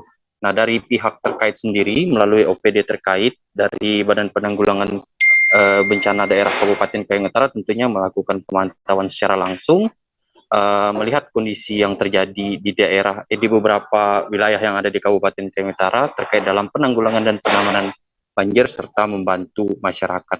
Nah, selain BPBD ini juga dibantu oleh pihak Dinas SP3 APMD yaitu di bidang masyarakat. Tentunya membantu masyarakat dalam upaya cepat tanggap, dalam membantu masyarakat jika terjadi bencana Batingsor, bencana alam banjir, tanah longsor, dan angin puting beliung. Nah, bisa saya sampaikan untuk di wilayah desa Sedahan Jaya, yaitu di Dusun Sidorejo, pada sebelumnya ini pihak BPBD menyampaikan pada hari Minggu 9 Oktober itu terjadi banjir seperti itu. Untuk rekapan datanya ini dari pemantauan saya langsung bahwa untuk hari Minggu itu terjadi banjir di daerah Sidorejo, yaitu di daerah transmigrasi Blok A dan Blok B Desa Sedahan Jaya. Yang terdampak itu ada pengungsi juga itu 17 orang ya. Nah, untuk wilayah di daerah tersebut ini yang terdampak ini untuk di Blok A ini RT 15 dan Blok B itu RT 12, 13 dan 14 yang terdiri dari 111 rumah dan juga 434 warga yang terdampak. Nah, selain di Dusun Sidorejo Desa Sedahan Jaya, ini juga ada di salah satu daerah yaitu di Desa Sungai Mata-Mata, itu di daerah transmigrasi juga di Kecamatan Simpang Gilir. Ini yang terdampak sekitar 461 orang atau jiwa atau 115 kakak seperti itu di 3 RT, yaitu di RT 21, 22 dan 23. Nah, dari keseluruhan wilayah daerah yang terdampak banjir tadi, pihak pemerintah Kabupaten Kayong Utara telah menyalurkan bantuan yaitu sembako dan bantuan untuk perlengkapan keluarga seperti itu. Nah, hal inilah yang ditekankan oleh pihak pemerintah Kabupaten Kayong Utara dalam rangka cepat tanggap membantu masyarakat. Dan juga Bupati juga turut mengapresiasi dari peran pihak Forkopimda, yaitu dari TNI Polri dan juga pihak lainnya yang turut membantu dalam penanganan banjir, penanggulangan banjir, dalam membantu masyarakat, penyerahan bantuan, dan juga evakuasi para masyarakat. Dan hingga saat ini sudah tidak terjadi lagi banjir ya, karena ini banjir beberapa waktu lalu pada Minggu 9 Oktober 2022. Oke, karena untuk penanganan di daerah beberapa kecamatan ini telah diupayakan oleh pemerintah daerah Kabupaten Kayong Utara. Seperti di daerah Sidorejo, ini penanganannya ini akan dilakukan pembuatan sodetan atau terusan baru untuk di daerah Dusun Sidorejo Desa Sedahan Jaya. Nah, banjir sendiri ini diakibatkan oleh intensitas curah hujan yang tinggi beberapa waktu lalu, tepatnya di daerah di Provinsi Kalimantan Barat dan terkhusus di Kabupaten Kayong Utara dan wilayah yang terdampak lainnya di daerah Kalimantan Barat. Sekian dari saya, kembali rekan Mei. Terima kasih rekan Jovi atas laporan Anda. Selamat bertugas kembali. Informasi tadi sekaligus menutup perjumpaan kita dalam live update hari ini. Jangan lupa saksikan informasi terbaru lainnya hanya di kanal YouTube Tribun Network. Terima kasih atas kebersamaan Anda. Saya Mesa Dasirait beserta kru yang bertugas pamit undur diri. Terima kasih dan selamat berakhir pekan.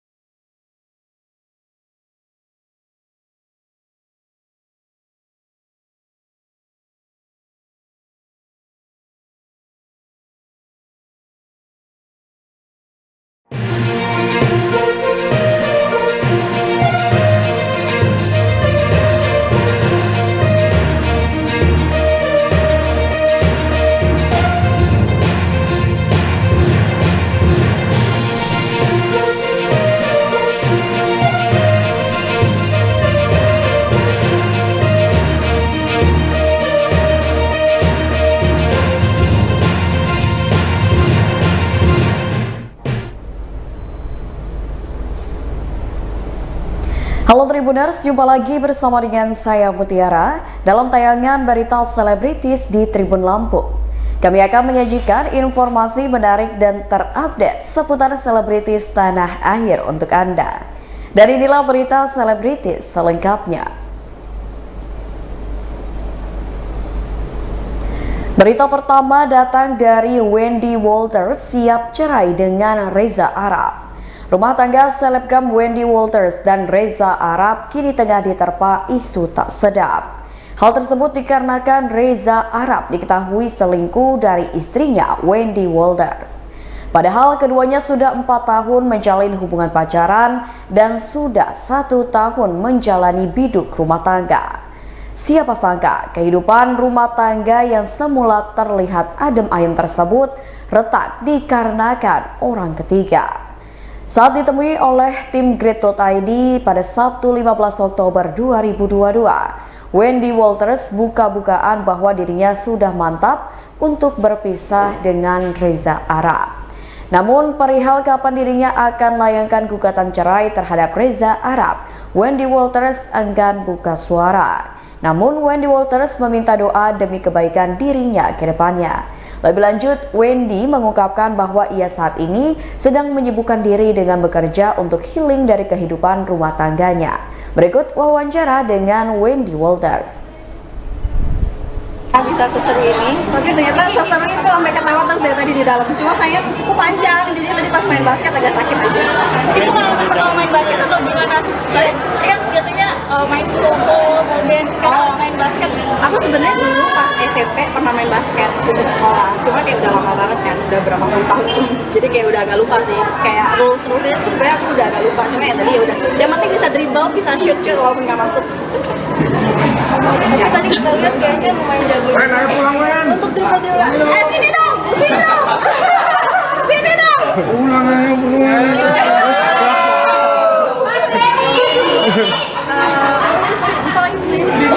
agak jago dari main. Iya karena tahu basic dribblenya aja sih, jadinya kan lumayan bisa. Shootnya doang yang nggak bisa masuk. Hari mana? Aku suka olahraga. Aku seminggu olahraga bisa 5 kali. Apa basket salah satunya? Untuk sekarang enggak sih. Jadi sekarang aku lebih kayak gym, kayak pole dance gitu, muay thai gitu-gitu. Cuma kalau untuk basket sekarang belum. Manfaatnya yang pasti lebih fit sih, terus kayak badan juga lebih sehat, sama bentuk badan aja sih kalau Cuma sekarang aku pernah lagi apa aja? Lagi olahraga sama, ya paling aku kesibukan sehari-hari olahraga sama kerja aja sih. Sama ngurus anjing aku baru meninggalkan, besok udah masih jadi kayak habis ini mau pulang untuk ngeliatin anak-anak yang lain. Iya winter ya kemarin ya. Itu kenapa? Gara-gara kenapa? Dia suka makan kayak kain gitu, kos kaki, terus ternyata udah masuk ke lambungnya, jadi ke lambung sama ususnya, jadi kayak udah infeksi di dalam gitu loh. Jadi pas aku bawa ke operasi, taunya kayak udah nggak selamat. Setelah selesai operasinya tuh berhasil, tapi kayak pas udah selesai malah jadi kritis. Jadi kayak akhirnya dia Jadi kalau bisnisnya ada bisnis makanan yang minuman juga, sekarang masih berjalan atau masih? Udah nggak berjalan. Itu kebetulan kayak aku udah lepas dari situ. Udah nggak berjalan. Jualan sedikit dong update beritanya gimana nih? Saya sempat ngomong di podcast bareng sama Kak Luna. Itu aku nggak berani ngomong sih. Enggak ya, yang itu sorry. Tapi sudah sampai mana prosesnya nih dengan yang kemarin? Sudah yakin mungkin Jualan untuk dengan keputusannya?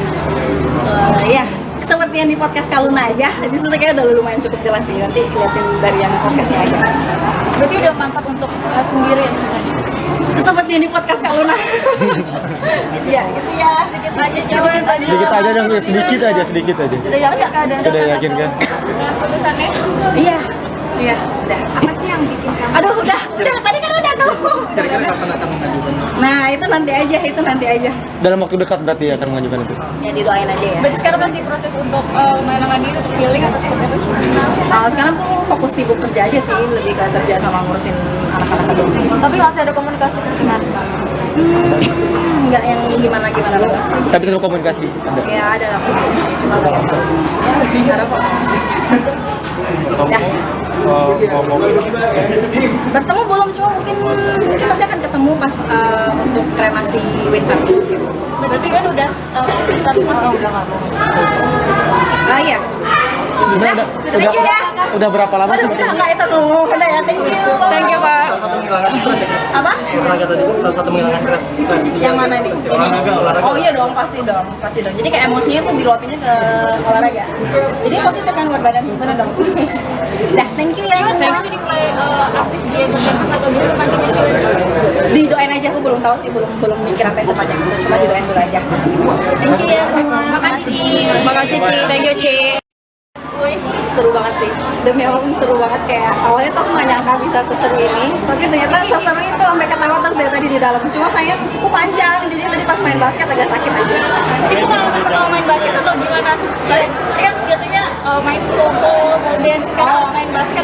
Aku sebenarnya dulu pas SMP pernah main basket untuk sekolah, cuma kayak udah lama banget kan, udah berapa puluh tahun tuh. Jadi kayak udah agak lupa sih, kayak rules-rulesnya tuh sebenarnya aku udah agak lupa. Cuma ya tadi ya udah, yang penting bisa dribble, bisa shoot walaupun nggak masuk. Ya. Tadi kita lihat kayaknya lumayan jago. Ayo pulang, Wen. Untuk dribble. Sini dong, sini dong. Sini dong. Pulang aja pulang.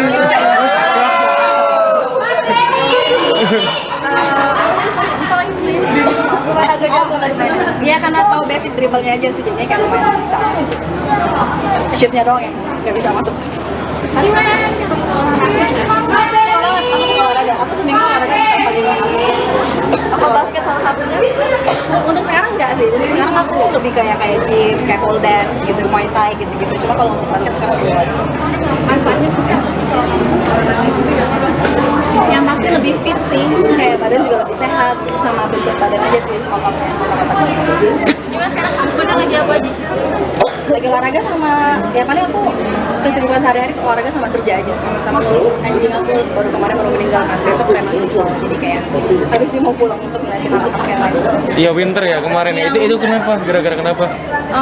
Dia suka makan kayak kain gitu, kos kaki, terus ternyata udah masuk ke lambungnya, jadi ke lambung sama ususnya, jadi kayak udah infeksi di dalam gitu loh. Jadi pas aku bawa ke operasi, taunya kayak udah nggak selamat. Setelah selesai operasinya tuh berhasil, tapi kayak pas udah selesai malah jadi kritis. Jadi kayak akhirnya dia Jadi kalau bisnisnya ada bisnis makanan yang minuman juga, sekarang masih berjalan atau masih? Udah nggak berjalan. Itu kebetulan kayak aku udah lepas dari situ. Sorry. Udah nggak berjalan. Gimana sedikit dong update beritanya gimana nih? Saya sempat ngomong di podcast bareng sama Kak Luna. Itu aku nggak berani ngomong sih. Enggak ya, yang itu sorry. Tapi sudah sampai mana prosesnya nih dengan yang kemarin? Mas sudah yakin mungkin untuk dengan keputusannya?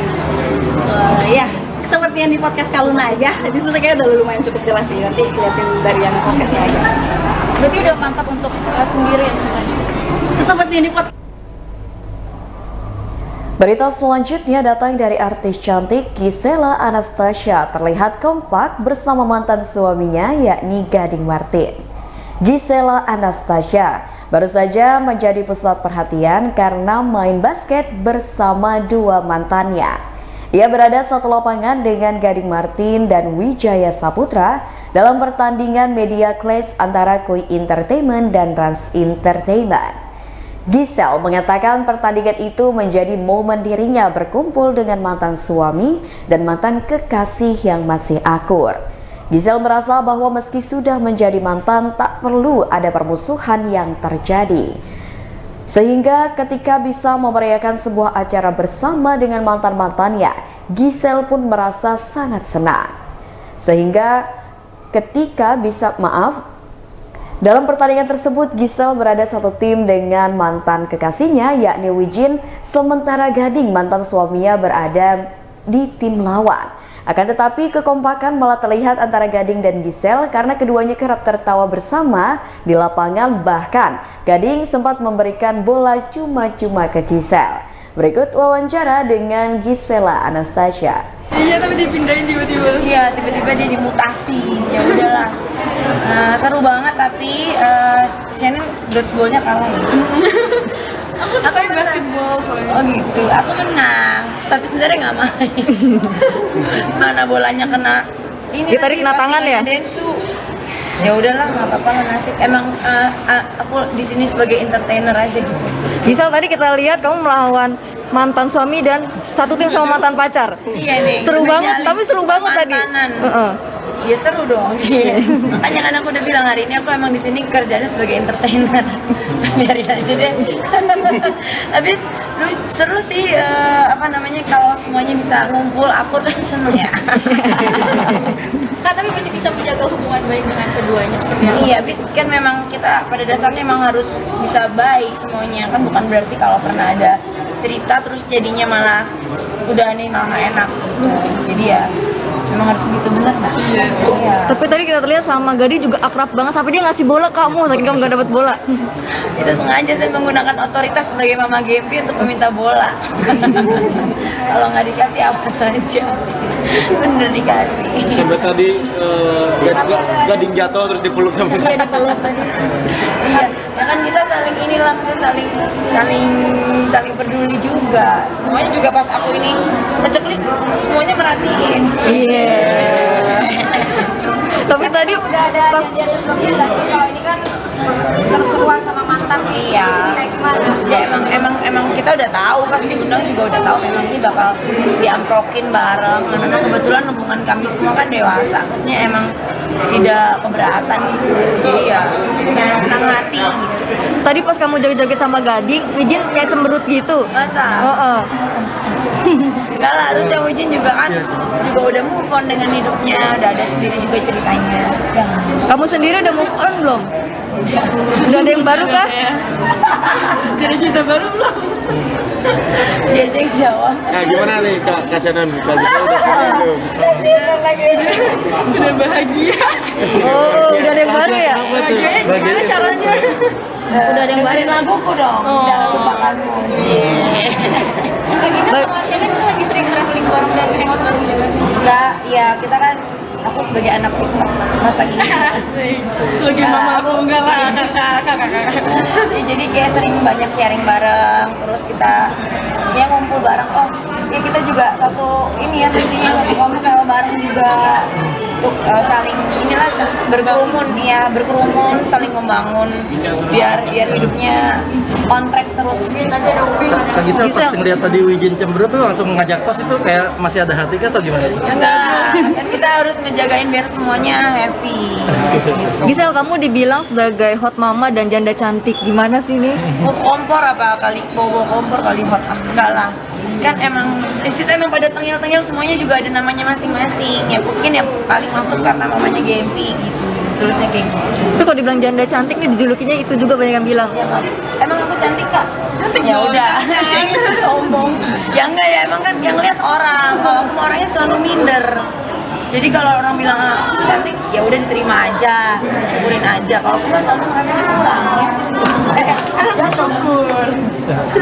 Gitu. Kak Gisel ini kan banyak nggak? Kak Gisel waktu pas masih kan ada bisnis kuliner bareng. Sekarang masih berjalan nggak sih Kak? Masih. Aku anaknya banyak, anak bisnisnya banyak. Gitu. Jadi tapi nggak apa-apa kan masih bisa dikerjain bareng, masih bisa di-develop. Terus itu hubungannya baik. Berarti settle ya? Udah cukup settle menjadi single mom? Iya lumayan, puji Tuhan bisa. Ya kan kita usaha dari mana-mana aja, kita coba-coba aja. Rezeki mah tentunya bisa dari mana-mana semua, nggak cuma dari satu. Tapi kalau diomongin nih kan karena kamu masih janda single gitu ya, suka diomongin, oh deket sama si ini, jadi deket-deketin gitu. Nggak apa-apa, aku mah ya kan tergantung pikiran orang masing-masing. Kalau aku sih alirannya terbuka, jadi kayak it's normal thing untuk bisa berkenalan, menjajaki gitu kan normal ya. Cuman ya kan maksudnya karena case-nya agak beda karena pernah berkeluarga aja gitu. Tapi sebenarnya kan sama-sama aja ya. Yang carinya kan yang paling baik. Kalau nggak baik, mesti kalau bukan yang merasa terbaik daripada beresiko untuk kehidupan berikutnya kan maunya kan terakhir. Jadi ya normal aja kalau dianggap memang mencari gitu, namanya juga mencari. Melihat perhatian Papa Gading tadi ini ada kemungkinan untuk rujuk nggak sih? Ini kalau Papa Gading emang kita best friend banget, partneran gimana sih, udah kayak family. Ya, udah connected. Iya, emang udah kan kerjaannya membesarkan game bersama gitu. Jadi ya kalau tapi emang kalau netizen selalu ngomongnya gitu. Jadi ya udah nggak apa-apa. Kan kalau ngomong aja. Kita yang penting kita yang tahu kita ngomong partneran. Oke, kamu risih nggak sih kalau dijodoh-jodohin mulu kayak gitu karena kamu single? Akunya sih cuek, udah kebiasaan. Mas gitu doang risih, yang lain-lain diomongin aku udah nggak apa-apa. Jadi gitu doang. Saya pada ya. Makasih. Makasih Kak.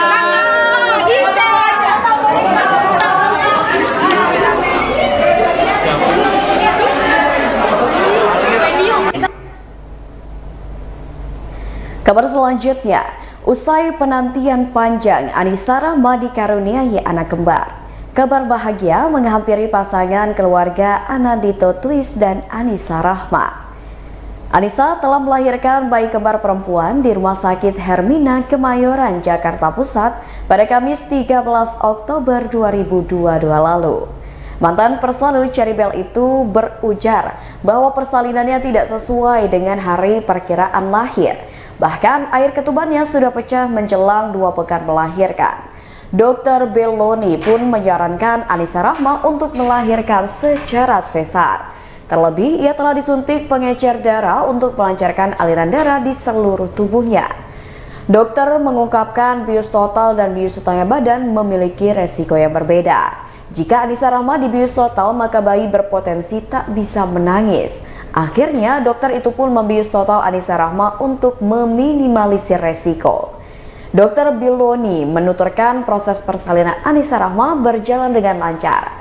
Bayi kembar Anissa Rahma dan Anandito Twist lahir dalam keadaan sehat pada pukul 3:13 dan 3:14 waktu Indonesia Barat. Anissa Rahma dan Anandito Twist menikah pada 16 September 2018 silam. Perjuangan pasangan ini memiliki buah hati tidaklah mudah. Anissa Rahma sempat mencoba metode bayi tabung untuk mendapatkan keturunannya. Dan akhirnya, doa dan juga perjuangan dari pasangan selebritis ini pun terjawab. Berikut konferensi pers dari kelahiran Anissa Rahma dan Anandito Twist. Kejadian itu tanggal 13 Oktober, benar-benar nggak diduga ya, karena kita tuh udah merencanakan ada tanggal lahirannya, yaitu HPL ya dok, di 22 sampai 26 Oktober.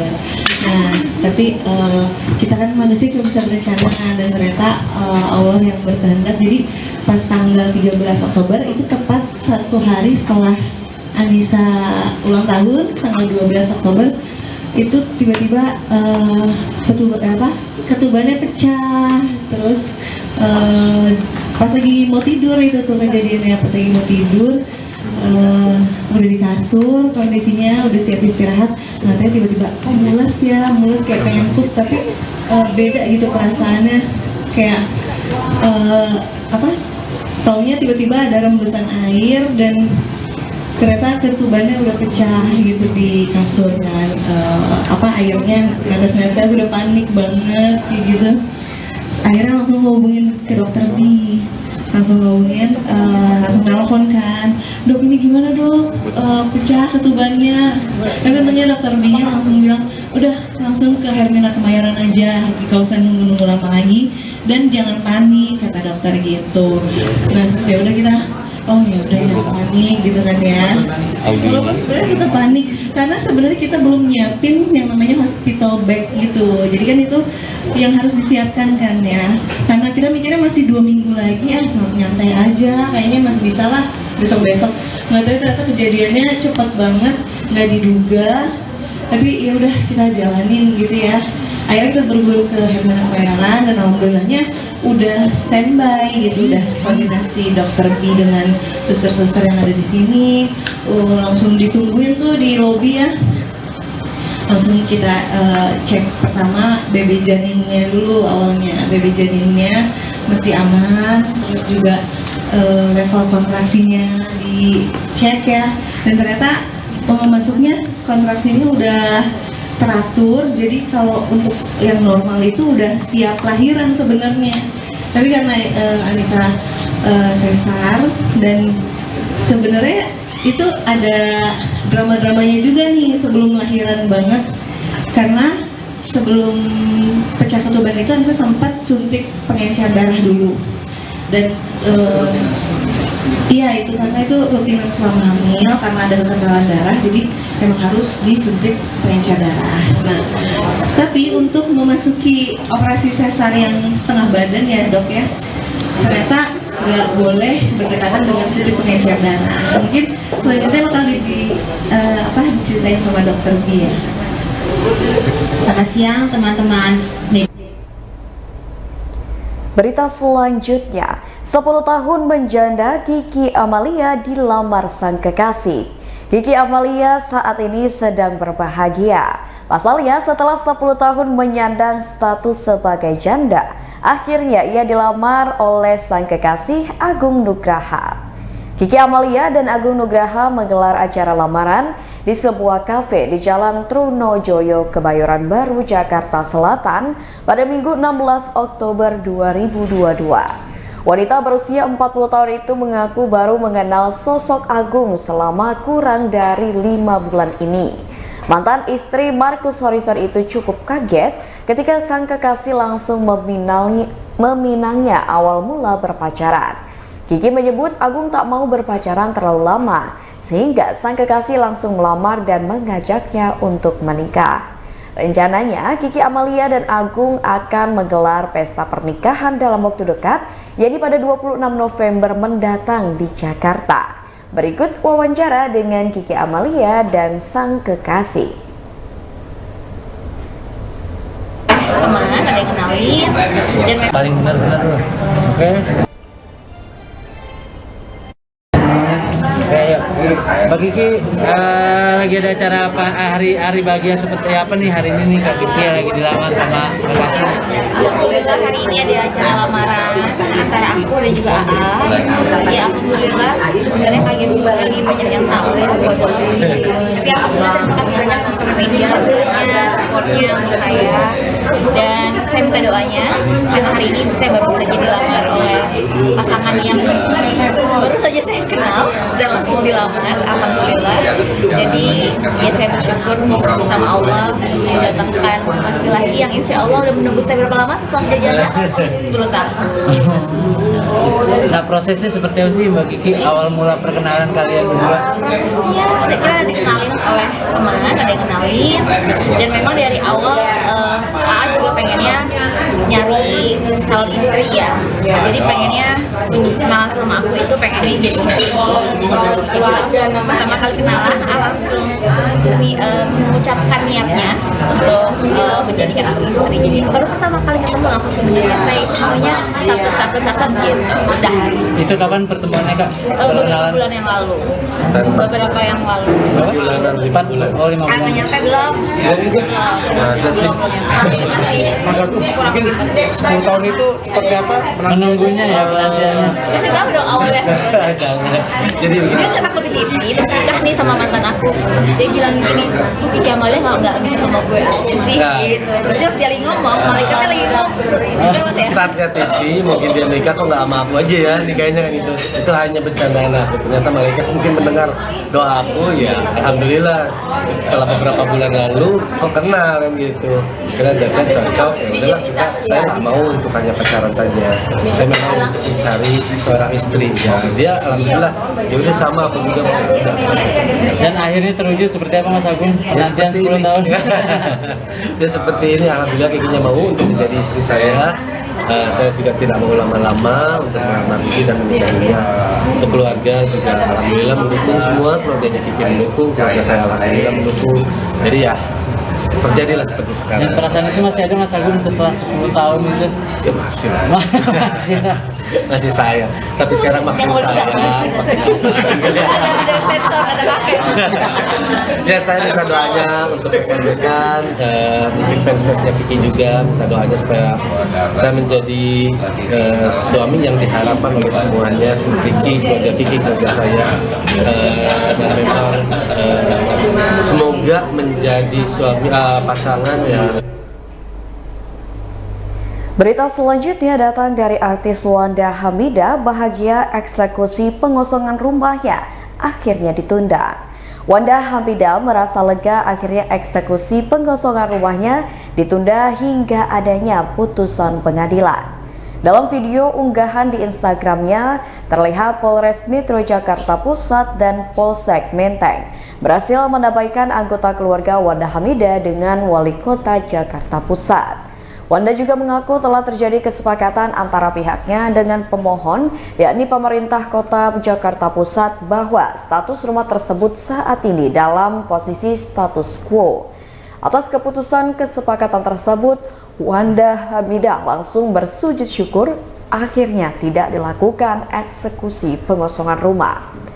Ia menangis haru usai Polres Metro Jakarta Pusat dan Polsek Menteng melakukan mediasi dengan pemohon.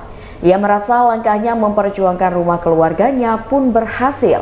Namun meski begitu, Wanda Hamidah masih menunggu keputusan di PT UN. Diketahui Wanda telah mengajukan gugatan kepada Wali Kota Jakarta Pusat di Pengadilan Tata Usaha Negara terkait status rumah tersebut. Berikut wawancara dengan Wanda Hamidah. Iya, semua.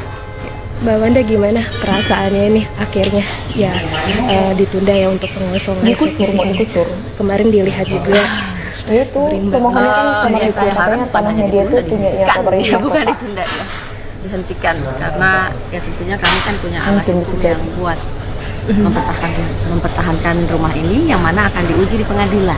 Jadi kita nanti berargumentasi dengan fakta-fakta hukum di pengadilan berdasarkan keputusan hukum yang sah gitu. Nah, yang kami tolak adalah proses-proses yang kasar ini melalui tangan Wali Kota dan Satpol PP. Seolah-olah kami tinggal di seolah-olah kami ini warung remang-remang pinggir jalan yang bisa diusir oleh Satpol PP gitu. Padahal kami tinggal 7 sampai 5 kakak di sini, tinggal dari tahun ada yang 58, 59, 62. Kalau Bapak dari mana? Kemarin gue yang itu. Oh, di sini? Lihat-lihat aja.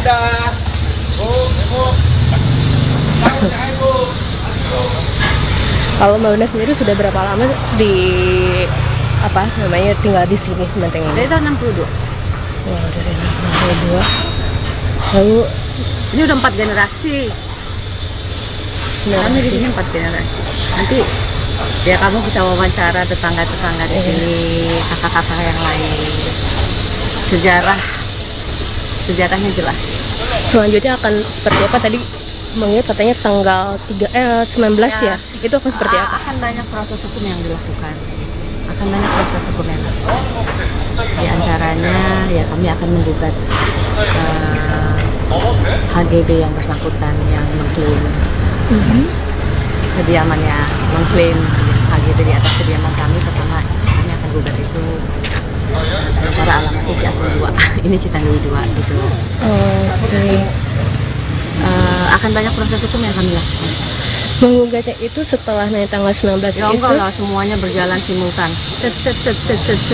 Oh, berarti bersama dengan mungkin itu ada juga? proses pidana, ada proses abuse of power kemana, ada proses tanahnya di mana. Kami akan juga ke Satgas Mafia Tanah, perlakuan abuse of power Pemda ini kan ke PT UN. Terus nanti kalau ada proses pidananya, ini banyak sekali yang akan kami lakukan gitu. Tapi ya mungkin nggak secara detail saya akan katakan di sini kan. Ini kan kemarin energi tim kuasa dan penghuni ini kan energi untuk menghalangi eksekusi yang luar biasa. Kamu lihat aja yang udah dihancurin sama mereka gitu. Jadi energi kami udah habis untuk menghentikan eksekusi. Selanjutnya proses hukum ya kami konsolidasi dulu, tapi udah ada yang berjalan. Tapi sudah bertemu dengan kemarin pihak juga dari Pemkot itu yang pas lagi mediasinya itu? Tim kuasa hukum aja saya nggak ikut.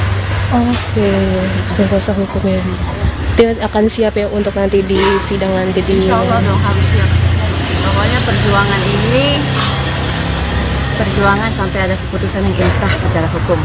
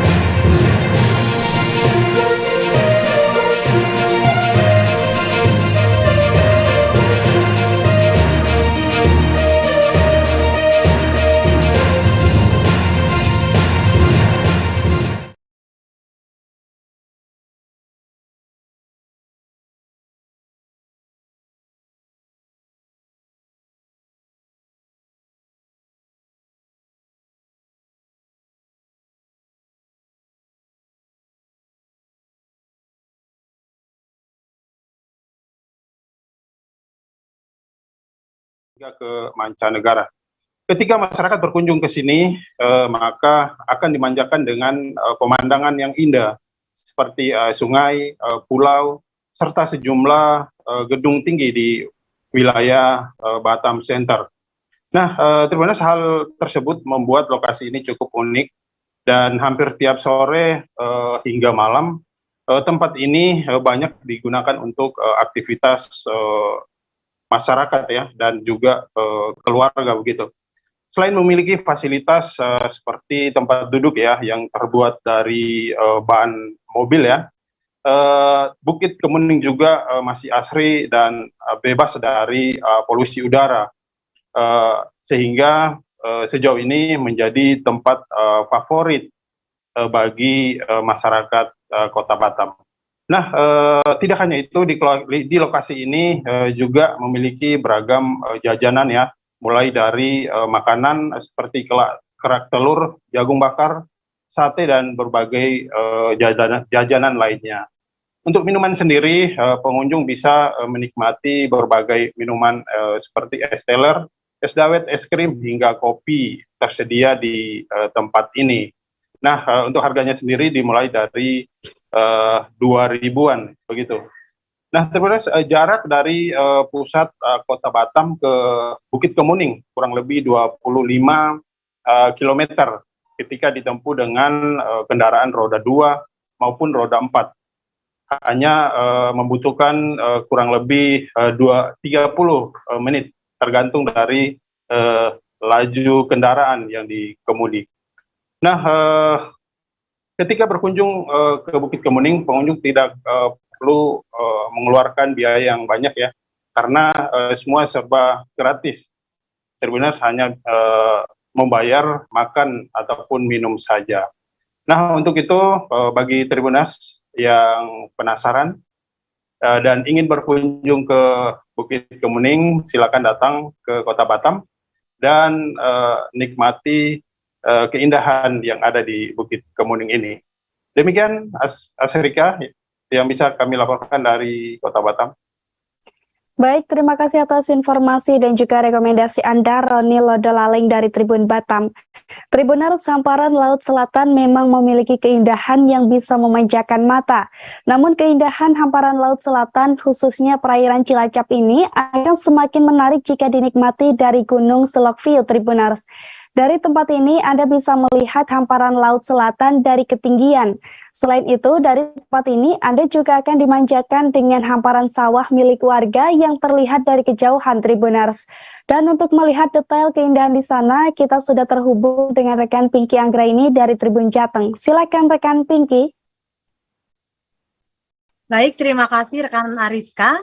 Baik Tribuners, ada berbagai cara untuk kita dapat menikmati keindahan Laut Selatan. Salah satunya yaitu dari wisata view. Jadi wisata Gunung Selok View ini merupakan salah satu wisata di Cilacap yang sempat booming pada tahun 2016 lalu dan juga menjadi favorit bagi para wisatawan yang menuju kota Cilacap atau bertandang ke kota Cilacap. Dari Gunung Selok View ini kita dapat melihat indahnya hamparan Laut Selatan, khususnya perairan Cilacap, dan juga hamparan sawah milik warga. Di sini kita juga dapat menikmati semilir angin khas pegunungan dan juga deburan ombak pantai selatan, Ariska. Kemudian untuk Gunung Selok View ini sendiri merupakan salah satu wisata yang masuk dalam kategori Taman Wisata Alam yang dikelola oleh KPH Perum Perhutani KPH Banyumas Timur. Jadi tempat wisata Gunung Selok View ini memang berada di tengah-tengah kawasan perhutanan milik pemerintah, begitu Ariska. Di sini selain dapat menikmati indahnya hamparan Laut Selatan dari ketinggian, kita juga dapat duduk-duduk santai sambil menikmati hembusan angin. Kemudian kita juga dapat bersuah foto dengan background pantai selatan tentunya. Di sini juga terdapat beberapa spot foto yang sudah disediakan oleh pengelola dan juga beberapa selfie deck.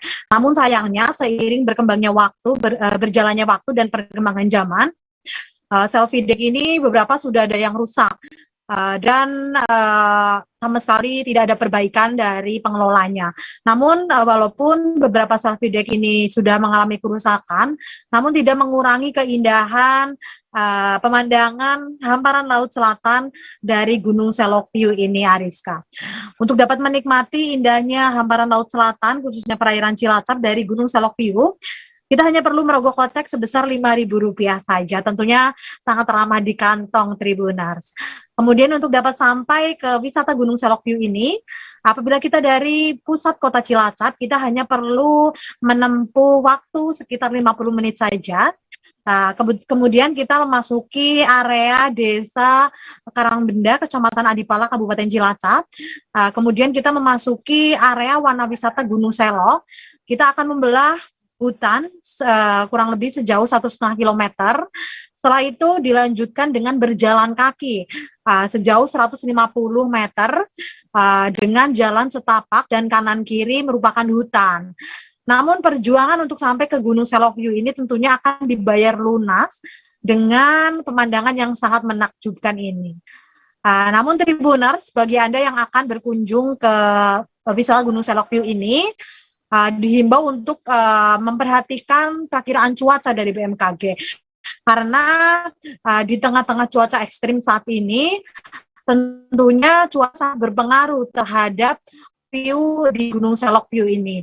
Jadi ketika memang cuacanya bagus, tentunya ini juga akan membuat view di Gunung Selok View ini. Begitu, Ariska. Baik, terima kasih rekan Pinky Anggraini dari Tribun Jateng.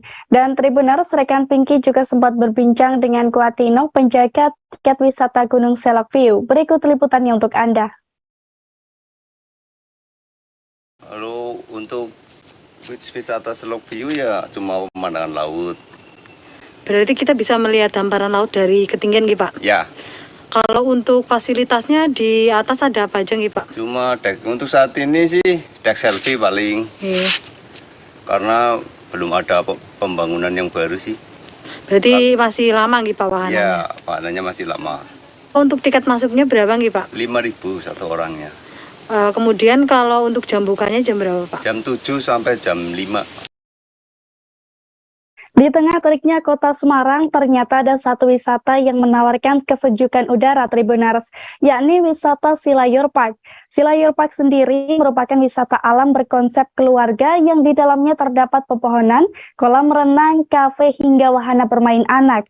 Dan untuk melihat detail dari tempat wisata ini, kita sudah tersambung dengan rekan Agus Salim dari Tribun Jateng. Silakan rekan Agus.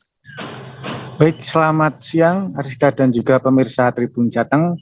Jadi di Semarang itu ada satu wisata yang cukup menarik dan juga cukup buat untuk berteduh bagi yang sedang kemanasan. Jadi ada yang namanya Silayur Park ya. Jadi kondisi Silayur Park ini cukup cukup sejuk karena di dalamnya ada berbagai macam wahana permainan dan juga di sekitarnya ada berbagai jenis pepohonan dan juga hutan ya. Jadi di tengah teriknya panas kota Semarang itu kita bisa berhenti sejenak dan berteduh untuk menikmati sejuknya udara di Silayur Park.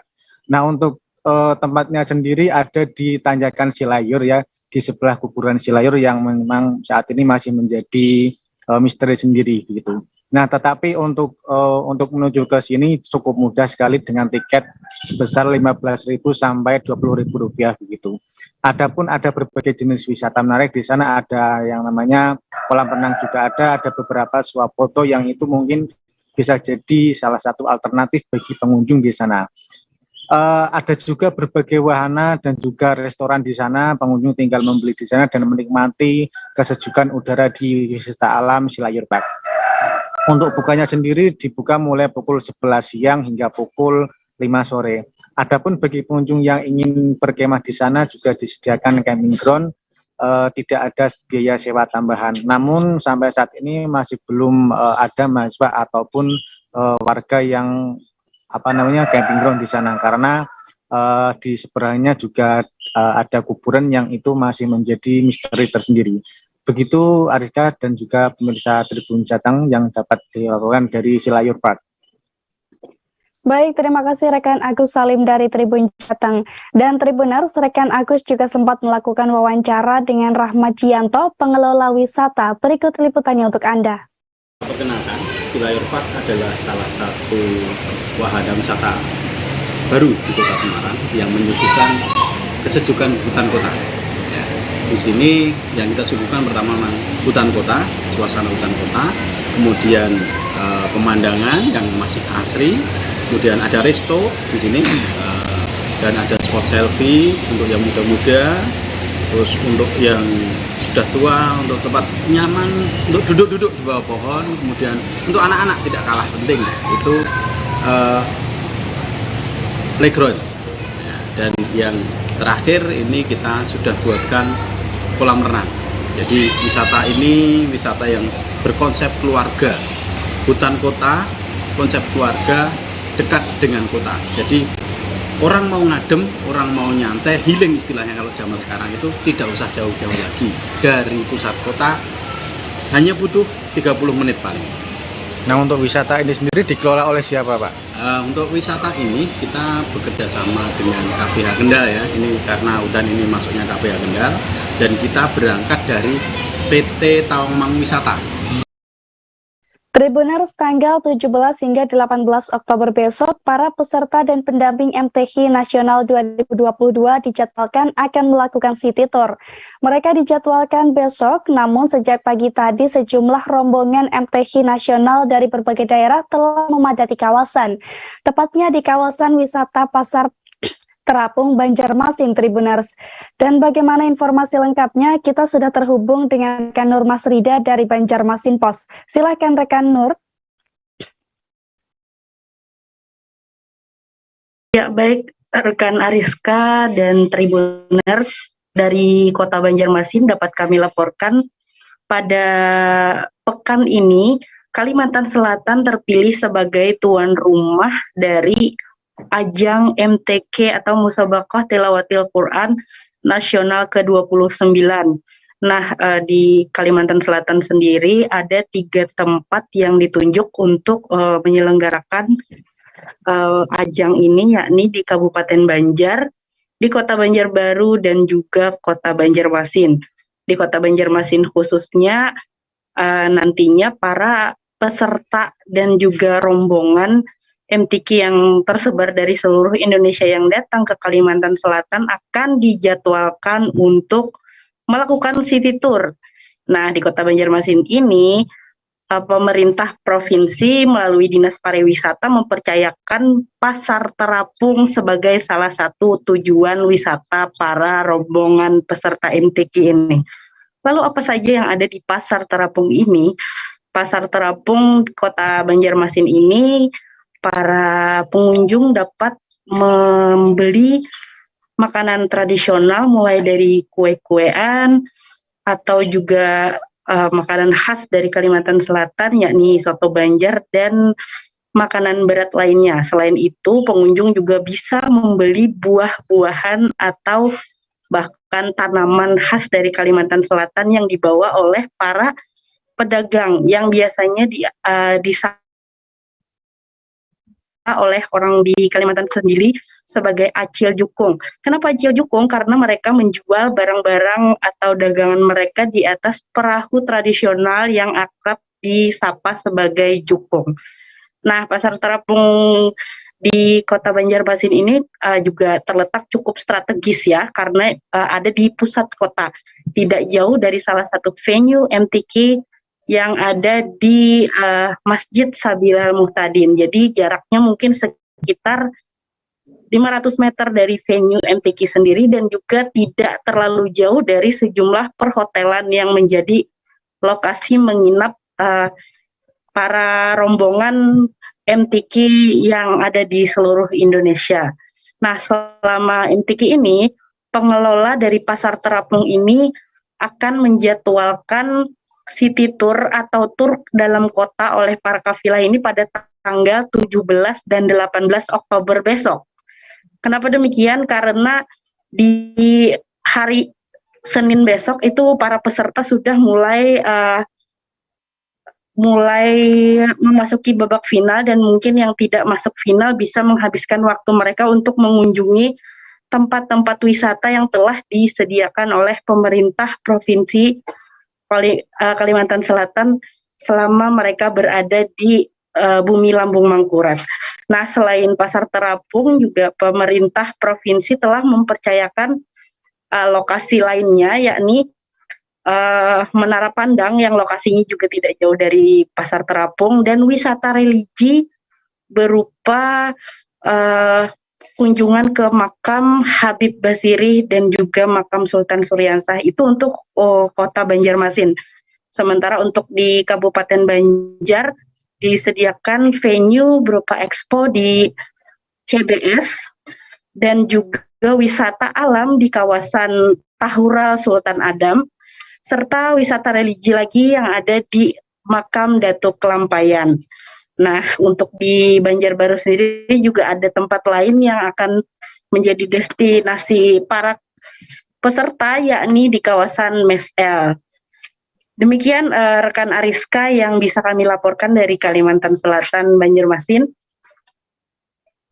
Baik, terima kasih atas laporan Anda rekan Nurmas Rida dari Banjarmasin Pos.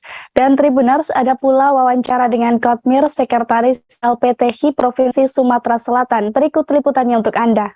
Kalau yang pergi ke sini, kalau jumlah pesertanya 115 orang. 115 orang. Jumlah kontingen. Ya, yang datang kali ini ke Pasar Terapung ini para pendamping. Ya, 6 orang. 6 orang. Ya. Gimana kesannya Pak melihat Pasar Terapung? Alhamdulillah ya terkesan terkesan artinya mengesankan gitu. Iya, siap. Karena di Palembang nggak kayak dulu. Iya. Apa bedanya Pak dengan yang di Palembang, Pak? Tribuners, selesai ditunda 2 tahun akibat adanya pandemi COVID-19, kini event sport tourism kembali digelar. Event yang berlangsung di Bintan ini memiliki rangkaian acara menarik, Tribuners. Di antaranya ada balap sepeda internasional Tour de Bintan yang digelar di kawasan pariwisata Lahoy pada Sabtu 15 Oktober kemarin. Menariknya, event balap sepeda ini dilepas langsung oleh Bupati Bintan Robi Kurniawan, Tribuners. Dan seperti apa suasananya akan disampaikan oleh Alfandi Mamora dari Tribun Batam. Silakan rekan Alfandi. Baik, rekan Ariska, terima kasih atas waktu yang telah diberikan. Selamat siang Tribuners. Saat ini saya akan menyampaikan bagaimana event Tour de Bintan ini berlangsung dari Sabtu hingga hari ini, Tribuners. Baik, Tribuners, saya sampaikan bahwa event Tour de Bintan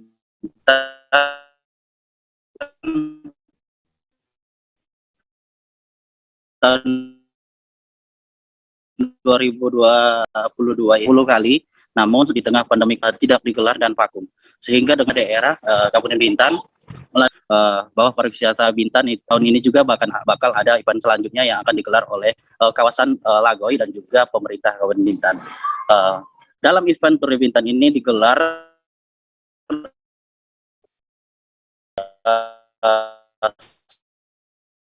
selama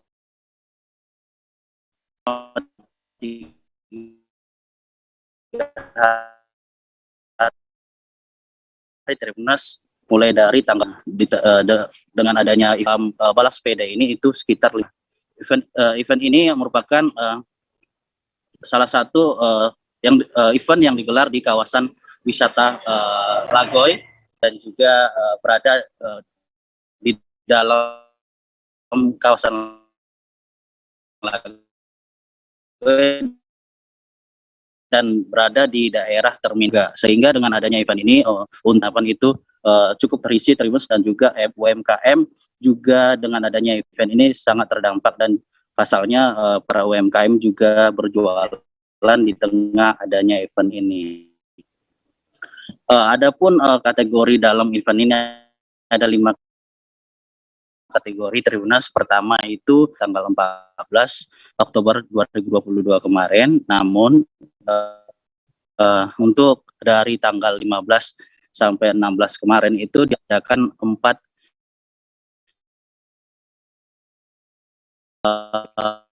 kategori lagi, yakni kategori Grand Fondo Klasik untuk 138 km, Grand Fondo Century 113 km, dan Grand Fondo Discovery sejauh 52 km. Demikian rekan Ariska yang bisa saya sampaikan untuk Tour de Bintan tahun 2022 di Kabupaten Bintan. Baik, terima kasih rekan Alfandi Simamora dari Ariska. Tribun. Dan Tribuners, ada pula wawancara dengan salah satu peserta, Hendy dari komunitas SMS Cycling Group Tanjung Pinang. Berikut liputannya untuk Anda. Sangat antusias dan banyak-banyak goer yang dari mancanegara yang lain, lagi pula ini event tahunan. Tentunya ini Karena COVID udah 2 tahun yang berlalu, kami udah gak dapat event. Kepulauan Riau karena Dan kami juga terima kasih untuk yang luar biasa seperti di Bintan ini, dan tentunya terima kasih yang tidak terhingga untuk My Family Corporation ya. Bintan Resort Family, thank you Pak Prakash and friends over there. banyak goeser yang ikut I love di you acara ini. always and hope that we have more events Abang this sendiri year. dari mana nih Bang? Saya dari Tanjung Pinang. Tanjung Pinang. Komunitasnya apa? SMS. Komunitas saya SMS. Okay. Apa tuh? Tim. Apa tuh SMS? To see you from this distance. Yeah. Thank you. Tribuners, acara Move It Fest 2022 di kawasan Megamas Manado berlangsung dengan meriah. Dalam acara ini ada sekira 22 artis Indonesia Timur dan lokal yang turut memeriahkan Tribuners. Selain penampilnya, acara ini juga disambut antusias oleh warga Manado. Tak tanggung-tanggung, penonton Move It Fest 2022 ini mencapai 15.000 orang lebih Tribuners. Dan seperti apa kemeriahan di sana akan dilaporkan oleh rekan Ferdi Guhuku dari Tribun Manado. Silakan rekan Ferdi. Selamat siang Tribuners dan rekan dari studio. Seperti yang disampaikan rekan Ariska bahwa di Kota Manado baru saja dilaksanakan kegiatan fest yang berlangsung di kawasan Megamas Manado, dan kegiatan ini diramaikan konfirmasi data kembali yang dikonfirmasi barusan ke panitia bahwa yang hadir itu sekitar 30.000 lebih yang memadati komunikasi kawasan Megamas. Nah, Tribuners, kegiatan ini berlangsung sejak 1 minggu yang lalu, dan kegiatan ini sendiri malam puncaknya di tanggal 15. Nah, kegiatan ini juga dilanjutkan dengan edukasi seminar hari ini. Nah, untuk saya gambarkan sedikit kegiatan yang baru saja berlangsung tadi malam ini cukup meriah karena dihadiri langsung sekitar 22 artis Timur dan juga artis-artis lokal di Kota Manado, Sulawesi Utara.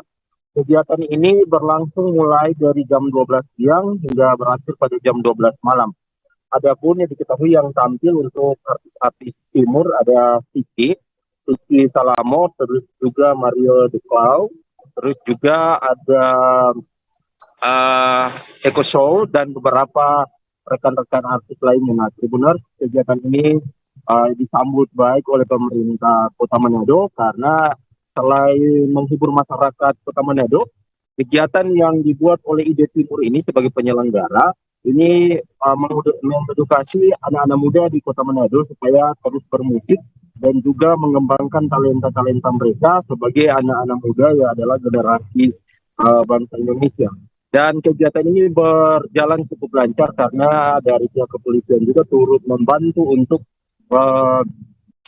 menjaga keamanan dari kegiatan ini. Nah, sebagai penyelenggara, ketika saya wawancarai untuk panitia Adrian sendiri, dia mengatakan bahwa sangat luar biasa antusias dari masyarakat Kota Manado dan Sulawesi Utara untuk menyambut kegiatan ini. Nah, ini kegiatan yang dilakukan oleh ID Timur ini sudah 2 kali. Yang pertama dilaksanakan di Gorontalo dan yang kedua di Kota Manado, dan sebagai bocoran dari panitia dari Manado akan beranjak ke Kupang. Dan kegiatannya sama, akan menampilkan artis-artis lokal dan juga artis-artis Indonesia Timur. Karena memang tujuan sendiri kegiatan ini selain menghibur masyarakat, ini juga memberikan apresiasi kepada teman-teman artis Indonesia Timur dalam hal mempromosikan lagu-lagu mereka di berbagai event dan sebagai tujuan juga sebagai promosi ini juga memberikan motivasi kepada anak-anak muda timur lainnya untuk jangan takut untuk mengasah kemampuan mereka di bagian musik. Nah, kegiatan ini berlangsung seru dan sampai dari jam 12 siang mulainya, tutup jam 12 malam, sampai jam 1 penonton itu belum meninggalkan tempat event ini, karena mereka berharap bisa berfoto dengan idola-idola mereka yang tampil di acara ini. Dan sesuai dengan harapan para idola mereka sendiri, memberi waktu kepada mereka untuk berfoto dan akhirnya penonton bisa bubar di sekitar jam setengah 2. Mungkin itu laporan saya, dikembalikan ke rekan. Baik rekan Ferdi Guhuku dari Tribun Manado, terima kasih dan selamat bertugas kembali. Tribuners, bagi Anda warga Surabaya yang tengah mencari tempat wisata yang murah dan menyenangkan, kami ada satu rekomendasinya untuk Anda, yakni Romo Kalisari Adventureland Tribuners. Di tempat wisata baru yang satu ini menawarkan sejumlah wahana dengan harga terjangkau, mulai dari wahana playground, mini zoo, arena berkuda, ATV, kano, skoci, hingga jet ski. Dengan menggunakan sejumlah wahana tersebut, Anda bisa menikmati susur sungai sekaligus memacu adrenalin.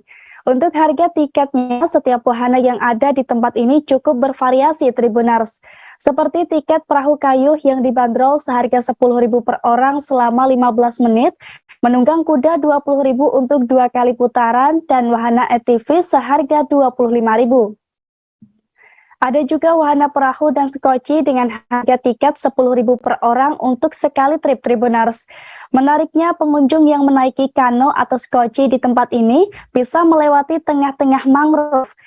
Diketahui sebelumnya, sebagai upaya untuk mendukung akses menuju kawasan ini, Dinas Perhubungan Kota Surabaya telah menyiapkan layanan transportasi Surabaya Bus setiap akhir pekan. Dengan rutenya Terminal Intermoda Joyoboyo menuju ke Terminal Tambak Osowilangun, serta lokasi-lokasi bus stop yang tersedia. Untuk menuju ke tempat wisata ini, Dinas Perhubungan menyiapkan sebanyak 6 armada, dengan rute-rute Surabaya Bus menuju Romo Kalisari Adventureland. Armada ini juga melayani rute sebaliknya dari Romo Kalisari Adventureland kembali menuju Terminal Lombok Osowilangun hingga Terminal Intermoda Joyoboyo. Selain sejumlah wahana air, Romo Kalisari Adventureland juga dilengkapi dengan stand-stand kuliner hingga souvenir atau oleh-oleh, Tribuners.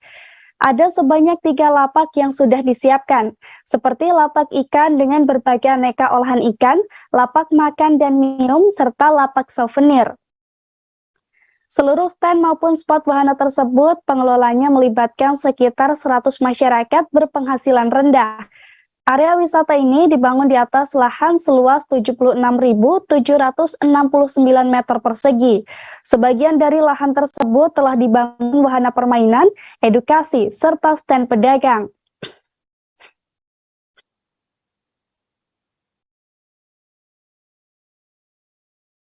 Tribuners, Badan Pelaksana Otoritas Labuan Bajo Flores atau BPOLBF akan segera menggelar event besar di Labuan Bajo, Nusa Tenggara Timur, yakni berupa Festival Maritim Labuan Bajo 2022 atau disebut juga Labuan Bajo Maritim Festival.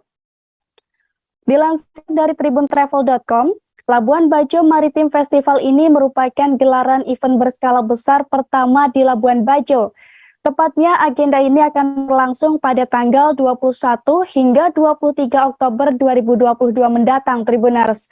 Sesuai namanya, Festival Maritim Labuan Bajo 2022 nantinya akan mengangkat tema kelautan. Rencananya Festival Maritim Labuan Bajo 2022 juga akan diisi dengan sejumlah rangkaian acara menarik, Tribuners. Mulai dari penanaman koral, kegiatan bersih-bersih sampah di area pesisir, bazar kemaritiman hingga kegiatan sunset. Selain itu, gelaran ini juga akan menghadirkan pertunjukan musik dan talk show sambil menikmati secangkir kopi khas Flores. Diketahui melalui Instagram resminya, BPOLBF mengatakan kehadiran Festival Maritim Labuan Bajo merupakan tindak lanjut dari Lomba Ideaton Event Floratama.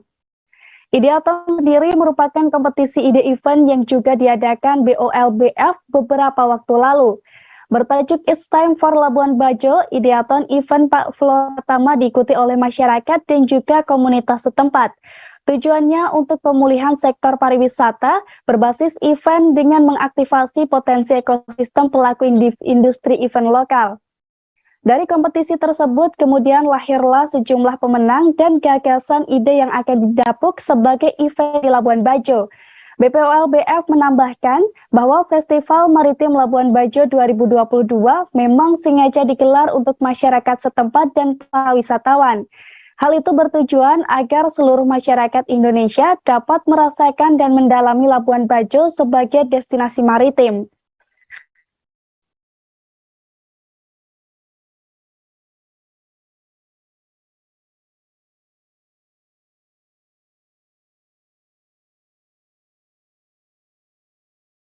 Tribuners, sate menjadi salah satu kuliner yang banyak disukai masyarakat. Tak heran sejumlah sate dengan cita rasa enak kerap menjadi buruan para pecinta kuliner Tribuners. Termasuk diantaranya ada sate kambing Pak Kamto yang ada di Klaten. Tepatnya sate kambing Pak Kamto ini berada di seberang Koramil Jatinom di Jalan Klaten Boyolali, tepatnya di Simpang 4 Jatinom, Klaten, Jawa Tengah. Sate kambing di Klaten ini terbilang cukup legendaris karena sudah ada sejak tahun 1970-an Tribuners. Tak heran jika sate kambing warung makan Pak Kamto ini diburu para pecinta daging kambing dari seluruh penjuru negeri. Termasuk dari kalangan artis, pejabat, perwira tinggi dari TNI dan Polri. Dilansir dari tribunsolo.com, sate kambing Pak Kamto saat ini telah memiliki 3 cabang yang dikelola oleh anak-anak Pak Kamto. Selain sate, pengunjung juga bisa menikmati berbagai olahan daging kambing lainnya Tribuners, seperti tengkleng, tongseng, hingga gulai. Sementara bagi Tribuners yang tidak bisa makan olahan kambing, Anda tak perlu khawatir, sebab di tempat ini juga menyediakan ayam bakar Tribuners. Semua menu tersebut bisa dinikmati dengan harga yang cukup terjangkau, yakni mulai dari Rp22.000. Diketahui sebelum membuka usaha warung sate kambing miliknya, Pak Kamto sempat bekerja kepada seorang juragan penjual sate kambing sejak tahun 1960-an. Pasalnya, Pak Kamto ikut berjualan sate tersebut selama hampir 10 tahun Tribuners. Namun seiring berjalannya waktu, Pak Kamto memutuskan untuk berjualan sendiri pada tahun 1970. Tepatnya di Simpang 4 Jatinom yang dulu dia sewa, namun kini sudah sah menjadi miliknya.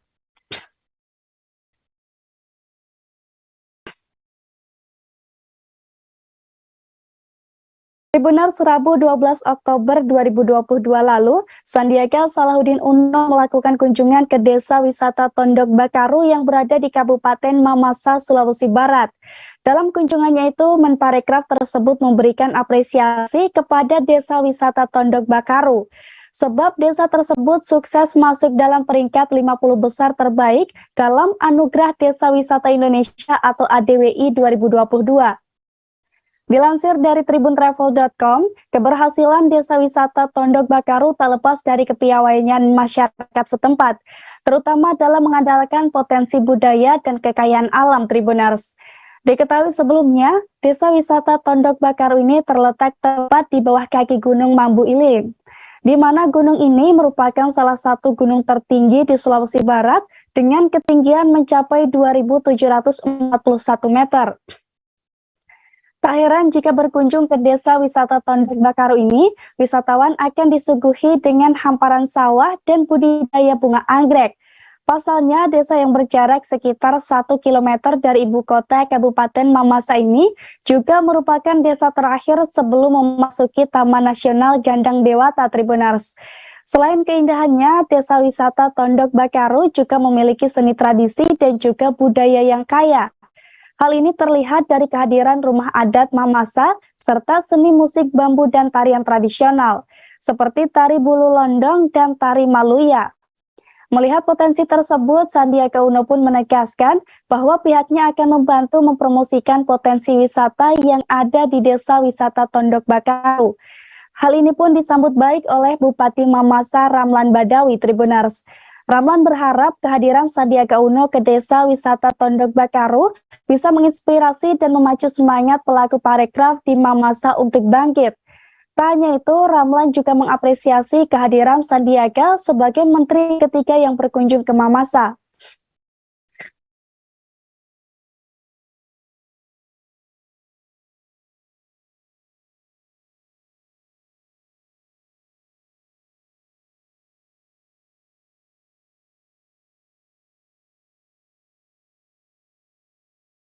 Tribuners Presiden Republik Indonesia Joko Widodo bersama Presiden Cina Xi Jinping dikabarkan akan melakukan kunjungan ke stasiun kereta cepat Jakarta-Bandung. Tepatnya saat berlangsungnya KTT G20 pada November mendatang, Tribuners. Rencananya kedua presiden tersebut akan meninjau proyek kereta cepat Jakarta-Bandung dengan menaiki kereta inspeksi. Terkait rencana ini, Menteri Perhubungan Budi Karya Sumadi pun meninjau proyek pembangunan kereta cepat Jakarta-Bandung pada Sabtu 1 Oktober lalu. Budi Karya Sumadi juga mengatakan hal yang menjadi fokus utama dalam penyelesaian proyek kereta cepat Jakarta-Bandung adalah stasiun Halim Jakarta sampai dengan stasiun Padalarang. Sebab stasiun tersebut akan menjadi stasiun perjumpaan antara kereta cepat dengan kereta feeder yang akan menuju ke stasiun Bandung. Saat melakukan peninjauan tersebut, Budi Karya Sumadi juga mengungkapkan rasa bangganya, sebab Indonesia menjadi negara pertama di Asia Tenggara yang memiliki kereta cepat. Dilansir dari tribuntravel.com, sebelum meninjau proyek kereta cepat Jakarta-Bandung, Budi Karya Sumadi juga meninjau stasiun Padalarang, Tribuners, di mana stasiun tersebut kini juga tengah dilakukan sejumlah pengembangan prasarana perkeretaapian. Pasalnya, pembangunan prasarana tersebut bertujuan untuk memperlancar perjalanan kereta feeder dari stasiun Padalarang, stasiun Cimahi, dan juga stasiun Bandung. Terkait pembangunan ini, pemerintah tengah melakukan sejumlah progres, seperti penataan rel di stasiun antara Padalarang Bandung, serta penanganan perlintasan sebidang dengan membangun flyover dan jembatan penyeberangan orang di titik-titik, yakni di Ciroyom, Cimindi, dan juga Pusdik Pom Cimahi. Sementara itu, pembangunan infrastruktur kereta cepat Jakarta-Bandung dilakukan dalam rangka menciptakan sistem transportasi yang lebih cepat, efisien, ramah lingkungan, dan juga terintegrasi dengan mode transportasi lainnya. Selain itu, dengan penggunaan teknologi yang tinggi, diharapkan terjadi transfer atau alih pengetahuan dan teknologi yang dapat meningkatkan kualitas SDM nasional, serta diharapkan pula bisa membuka banyak lapangan pekerjaan. Berdasarkan data PT KCIC, progres proyek kereta cepat Jakarta-Bandung kini sudah mencapai 86%. Ditargetkan proyek ini akan dilakukan uji coba pada Maret 2023 dan beroperasi pada bulan Juni 2023.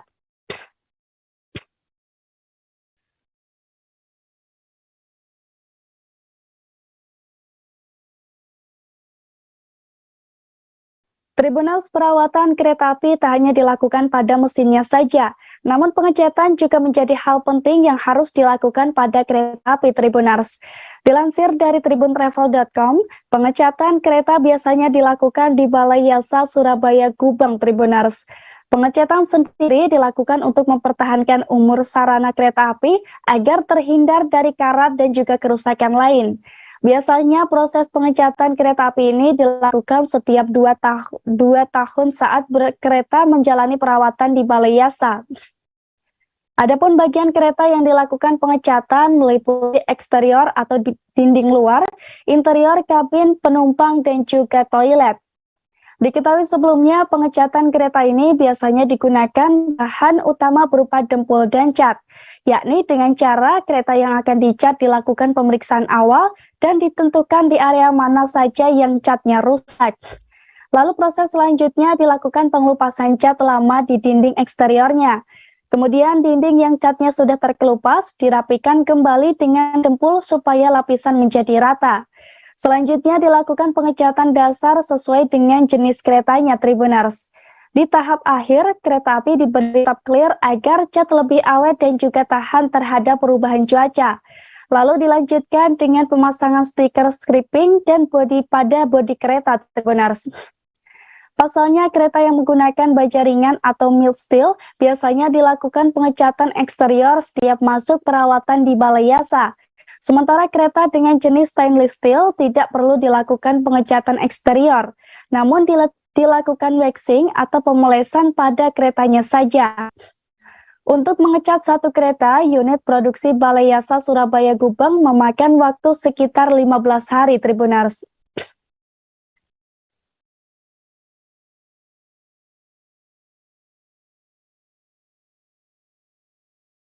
Tribuners, informasi tersebut sekaligus mengakhiri perjumpaan kita pada live update travel kali ini.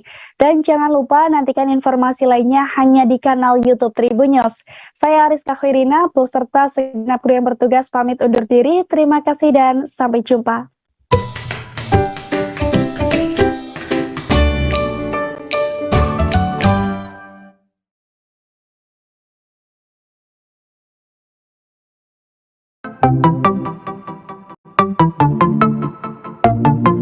Halo Tribuners, waktu sudah menunjukkan pukul 8 waktu Indonesia Timur. Langit tampak mendung dan tak lama kemudian hujan pun turun. Satu persatu dari kami menaiki speedboat dari Pelabuhan Usaha Mina, Sorong, Papua Barat. Yap, pagi itu Minggu 3 Juli 2022, kami akan berkeliling seharian di Raja Ampat, pulau yang berada di ujung barat Papua. Perjalanan kali ini akan dipandu oleh pemandu wisata kami bernama Randy. Keseluruhan bersama awak kapal berjumlah 14 orang. Mereka berasal dari berbagai daerah seperti Jakarta, Solo, Jawa Barat, Sumatera Utara, juga mereka dari Papua. Sebelum perjalanan, pemandu rombongan mengingatkan untuk tidak membuang sampah sembarangan. Deru suara mesin speedboat terdengar cukup kencang.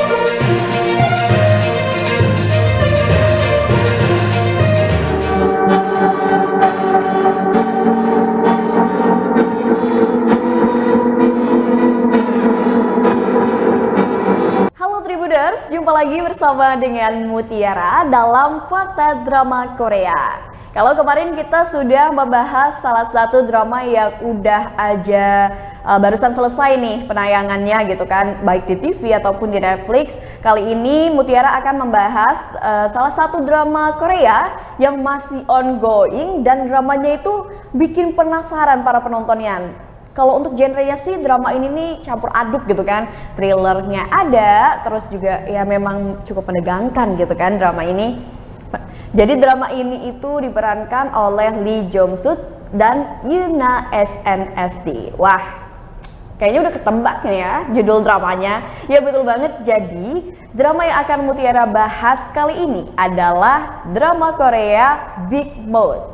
Nah, siapa sih yang nggak tahu atau nggak nonton Big Mouth sekarang, dan dramanya masih ongoing ya. Jadi masih tayang di televisi nasional Korea dan juga di salah satu aplikasi di ponsel kita yang kita bisa akses langsung dan nonton gitu kan. Jadi drama ini itu menyajikan tentang cerita yang cukup berat, dimana kita dibuat menebak-nebak nih ya. Dibuat menebak-nebak kayak di drama ini kan dramanya Big Mouth, tapi yang bikin kita penasaran adalah Big Mouth. Jadi Big Mouth itu julukan yang dimiliki oleh Park Chan Ho yang diperankan oleh Lee Jong Suk.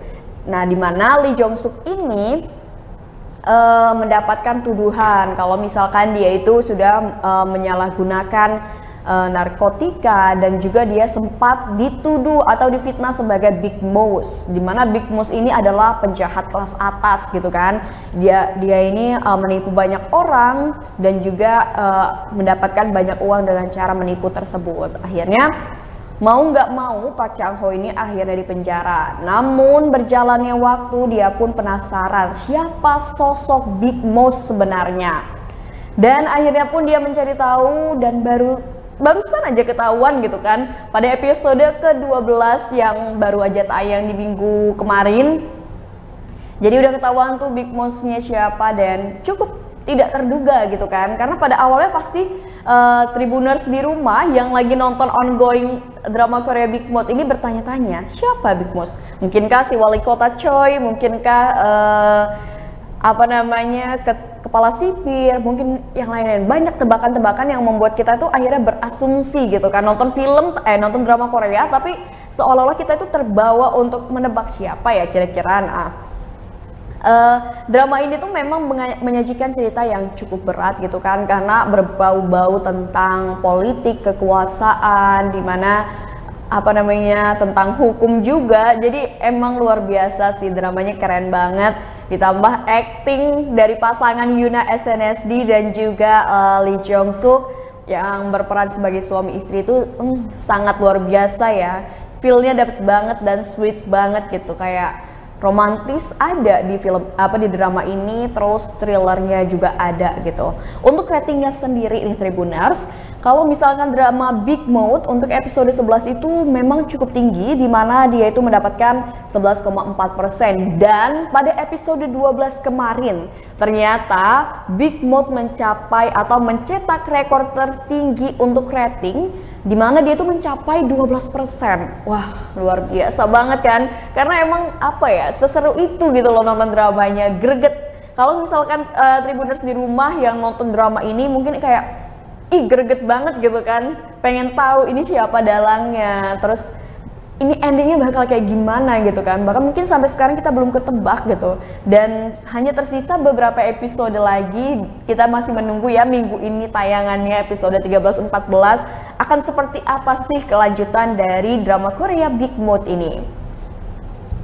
Nah, memang kalau misalkan berbicara tentang rating ya, tentunya rating itu kan berhubungan dengan antusias dari para penonton itu untuk menonton alur ceritanya setiap episode dari drama Korea yang ditampilkan gitu kan. Dan Big Mouth ini memang worth it banget untuk ditonton, jadi wajar kalau misalkan Big Mouth ini mendapatkan rating yang cukup tinggi, bahkan bisa mencapai 12% gitu kan untuk penayangannya. Terus Big Mouth ini memang sempat beberapa kali mengalami penurunan di beberapa episodenya terkait dengan ratingnya, tapi penurunannya pun tidak terlalu signifikan dan dia bisa membalikan keadaan. Bahkan kemarin pas di episode yang terakhir, yaitu episode 12 yang barusan tayang. Tapi bukan ending dari drama Koreanya ya, jadi masih berlanjut. Itu dia bisa mencapai rating 12% loh. Wah, luar biasa sekali. Tadi kan udah diceritakan tentang awal mulanya gitu kan. Kenapa sih film ini namanya Big Mouth? Sebenarnya Big Mouth itu julukan ya untuk si pemeran utama, si Lee Jong Suk. Jadi sebelum dia kena kasus yang melibatkan wali kota Choi, di mana dia harus masuk penjara dan sebagainya, Lee Jong Suk atau Park Chang Ho di film ini, di drama Korea ini tuh dijelaskan sebagai sosok pengacara yang dia itu hanya gede omong gitu loh. Jadi kayak dia banyak omong, saya pasti bisa menyelesaikan kasus ABC, tapi ternyata nihil. Makanya dia tuh sering mendapatkan julukan Big Mouth. Tapi keadaannya atau kehidupannya 180 derajat berubah ketika dia ditawarkan oleh wali kota Choi untuk menangani salah satu kasus dan membuat dia akhirnya dipenjara. Terus ditambah dia dapat tuduhan bahwa dia adalah seorang Big Mouth, dan akhirnya cerita pun berlanjut di mana Park Chan Ho dan istrinya Ko Mi Ho ini berada dalam bahaya karena kasus yang menjerat mereka. Berjalannya waktu, Park Chan Ho dan Ko Mi Ho ini akhirnya memutuskan untuk membuka kebenaran di balik kasus yang menimpa mereka. Kenapa sih kok bisa ini terjadi sama mereka? Kenapa dan ada apa? Gitu kan. Jadi diceritakan dan sebagainya, dan sampai sekarang pun belum bisa belum bisa kita ketahui nih sebenarnya endingnya bakal seperti apa gitu kan. Dan kalau misalkan berbicara tentang para pemerannya, kan Lee Jong Suk ini memang sudah terkenal dengan acting yang bagus ya, dan dia juga sering mendapatkan penghargaan di Tribuners. Jadi dia tuh sering dapat best couple. Waktu itu juga ketika dia bermain drama beberapa tahun lalu bersama dengan Suzy, dia juga sempat mendapatkan best couple. Dan dia ini memang kayaknya Lee Jong Suk sering banget nih dipasangkan dengan artis-artis cantik Korea gitu kan, kayak nation woman Korea gitu kan, kayak Suzy, Yuna dan juga sebagainya. Wah, kalau untuk acting emang gak usah diragukan lagi, Lee Jong Suk actingnya keren sih. Terus Yuna SNSD. Siapa sih di sini yang nggak kenal Yuna gitu kan? Walaupun umurnya udah 30 tahunan, tapi Yuna itu tuh kelihatan awet muda gitu kan. Memang dan cantiknya pun natural. Tentunya di sini banyak banget nih kayaknya fan girl ataupun fanboynya Yuna gitu. Kan seperti yang kita ketahui ya, kalau misalkan Yuna memang dulunya itu debut sebagai girl band dari SNSD gitu kan. Udah itu selain girl band, ternyata Yuna ini memang berkecimpung juga di dunia acting, sudah beberapa drama Korea juga ya, dan film yang ia bintangi gitu. Dan soal acting kali ini di drama Big Mouth ini, acting Yuna memang keren banget, dimana dia bisa membawakan karakternya itu dengan powerful gitu kan, dengan karakter Ko Mi Ho sebagai cewek yang tangguh, nggak kenal rasa takut dan sangat sayang gitu sama suaminya, yaitu Park Chan Ho yang diperankan oleh Lee Jong Suk. Dan emang kedua pasangan pemeran utama ini udah gak diragukan lagi aktingnya, dan mereka memang sudah mendapatkan beberapa penghargaan. Wah, pokoknya drama Korea Big Mouth harus banget nih Tribuners ditonton, apalagi Tribuners yang suka dengan drama Korea dengan cerita-cerita yang cukup berat, terus yang cukup penuh dengan teka-teki, membuat kita berpikir gitu kan, kayak selanjutnya bakal gimana ya? Selanjutnya bakal gimana dan endingnya akan seperti apa sih? Wajib banget nih Tribuners harus nonton Big Mouth, dan Big Mouth ini masih ongoing dan sekarang baru ada episode sampai episode 12. Jadi Tribuners masih bisa kita nunggu sampai episode terakhir akan seperti apa sih endingnya gitu kan. Nah, mungkin itu aja pembahasan Muti tentang drama Big Mouth yang masih tayang di salah satu stasiun TV nasional di Korea, dan juga salah satu aplikasi gitu kan, berbayar di ponsel kita, langsung di-download aja tuh, langsung ditonton streaming gitu kan dramanya. Karena memang dramanya menyajikan hal-hal yang cukup membuat kita berpikir dan menyenangkan gitu. Sajiannya pokoknya keren. Jadi mungkin itu aja fakta tentang drama Korea Big Mouth bersama dengan Mutiara. Sampai jumpa di fakta drama Korea berikutnya.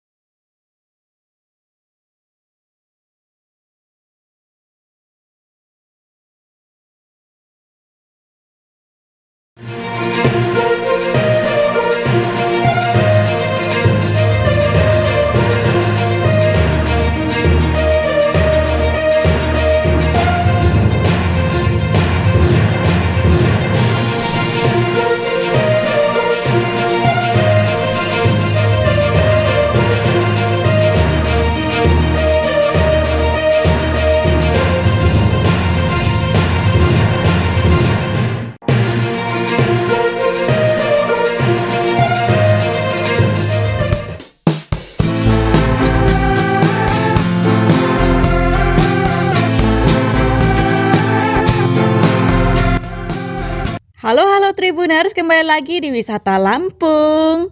Wisata Lampung kali ini sedang mampir loh di Lembah Durian Farm Stable.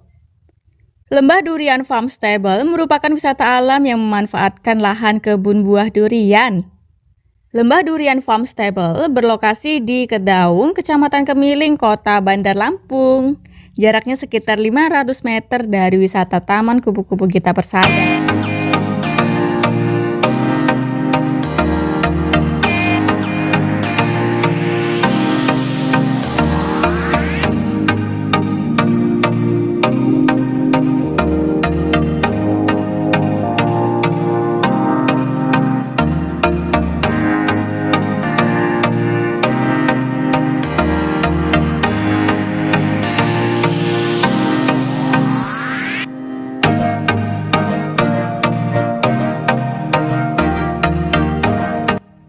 Lembah durian ini awalnya hanya sebuah kebun biasa loh.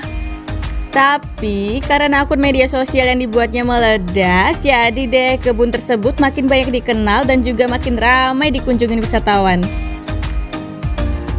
Hingga sekarang, selain kebun, Lembah Durian Farm Stable jadi semakin asyik nih. Terdapat spot foto, spot berkuda, cottage, hingga 3 zona untuk camping dan juga glamping.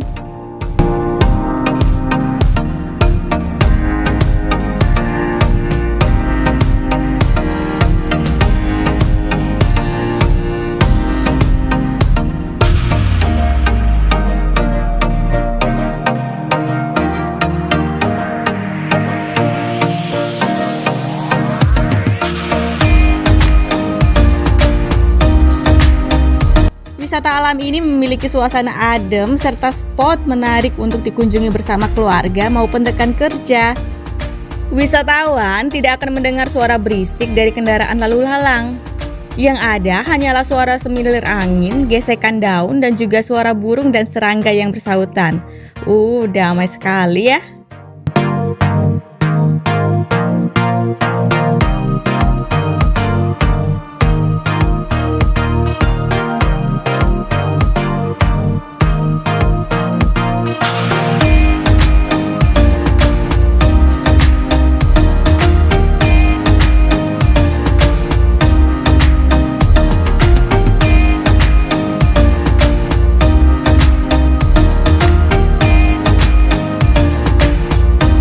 Di tempat yang sangat asri ini, wisatawan bisa menghilangkan penat menikmati ademnya suasana alam sembari melihat luasnya kebun buah durian. Kebun seluas 12 hektar tersebut menyimpan setidaknya 400 pohon durian. Saat sedang musim, buah durian juga bisa loh sekaligus disantap langsung di sana. Durian lovers pasti senang banget nih.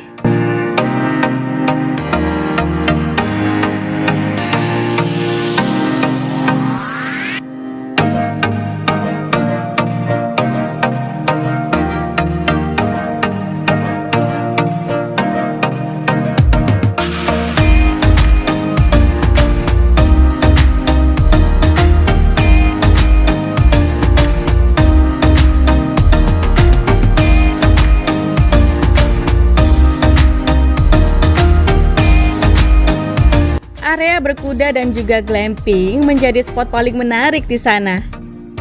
Glamping dan villa merupakan fasilitas andalan apabila pengunjung ingin berkemah di alam yang asri. Glamping adalah spot paling baru di Lembah Durian Farm Stable. Spot glamping tersebut baru ada pada bulan Mei tahun 2022 ini. Zona glamping bisa ditemui pada zona tengah setelah arena berkuda. Glamping di Lembah Durian Farm Stable memiliki nuansa yang lebih estetik ketimbang zona lainnya loh. Terlihat glamping ini memiliki tampilan menyerupai taman. Taman glamping nampak beralaskan rumput hijau yang menyejukkan mata. Dihiasi pula dengan jajaran pepohonan durian yang berderet rapi, serta tiang oranye penyangga lampu-lampu taman.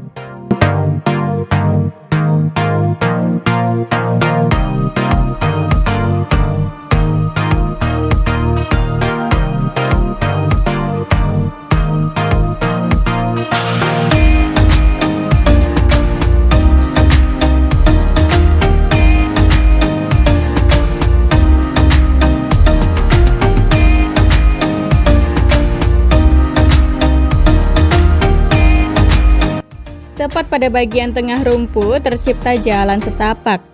Jalan tersebut disemen lurus memanjang sampai ke belakang. Jalan setapak mengarah ke sebuah miniatur gapura candi berwarna hitam dengan lampu neon kuning menempel di bagian tepinya. Gapura candi tersebut seolah jadi gerbang alam yang membingkai keindahan panorama lembah yang dipenuhi pohon hijau loh. Spot candi biasanya gemar dipakai sebagai latar favorit swafoto pengunjung. Candi tersebut juga memiliki fungsi lain, yakni sebagai panggung hiburan. Biasanya setiap malam minggu ada momen live music loh, sembari menghibur rombongan pengunjung yang sedang camping.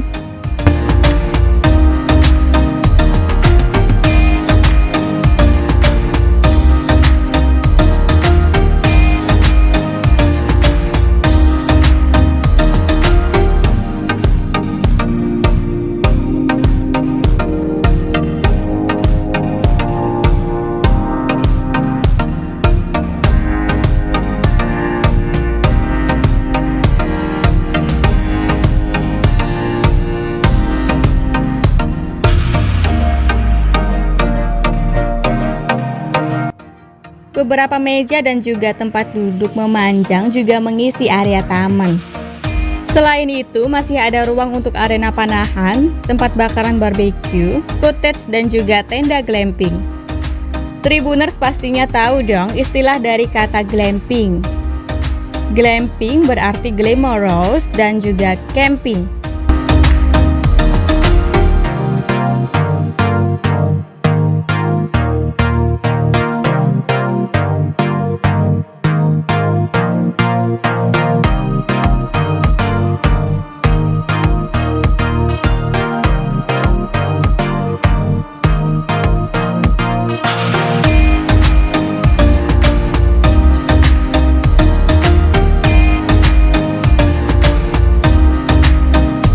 Dikunjungi, tentunya Lembah Durian Farm Stable ini memiliki satu tenda besar dan dua tenda berbentuk igloo. Tenda dom tersebut terlihat berbentuk rumah tradisional suku Eskimo. Tenda tersebut nampak berpenampilan elegan dan juga ramah lingkungan. Tenda igloo memiliki penutup bening seperti kaca. Saat tirai di dalamnya terbuka, terlihat seluruh interior ala kamar hotel loh. Di dalamnya terdapat kasur besar, lemari, kipas angin, karpet, beanbag, teko listrik plus kopi atau teh, dan juga kamar mandi dalam.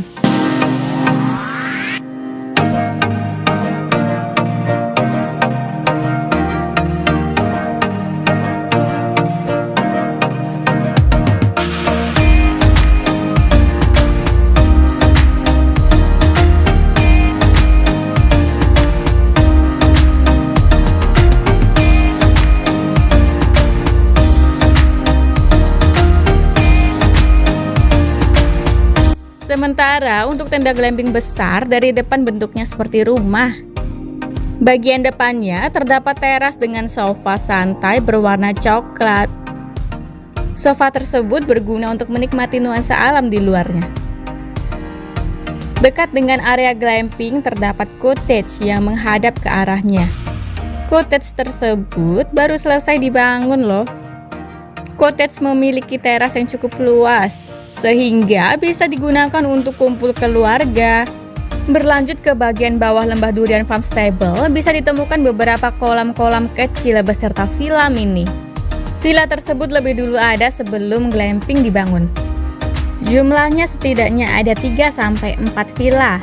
Terlihat pula salah satu villa 2 lantai yang sedang dalam proses pembangunan.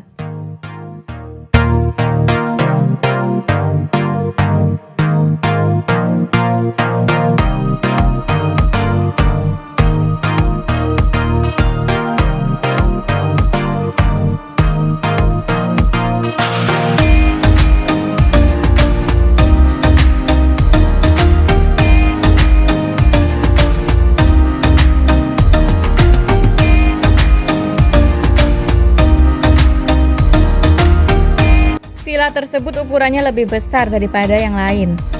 Villa ini nantinya akan dijadikan rumah kaca. Letaknya berada di atas sungai kecil. Nantinya, apabila debit air di sungai tersebut lumayan banyak, villa tersebut akan lebih estetik bila difoto.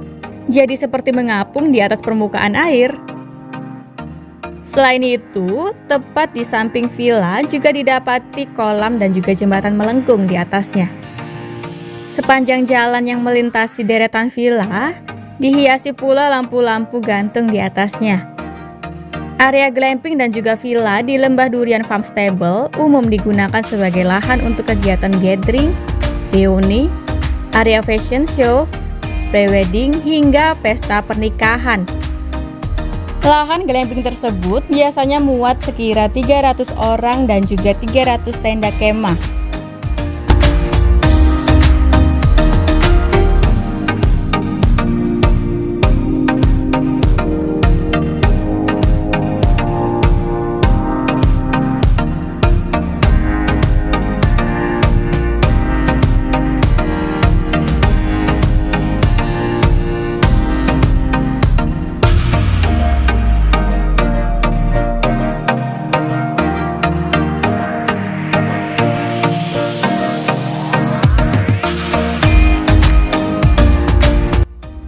Untuk penginapan, Lembah Durian Farm Stable biasanya mematok biaya yang cukup standar. Tarif menginap di glamping mulai dari Rp600.000 untuk tenda dom kapasitas 3 orang. Kemudian Rp1.000.000 untuk tenda family berkapasitas 5 orang. Sementara untuk cottage berkisar Rp3 juta untuk rombongan non-private.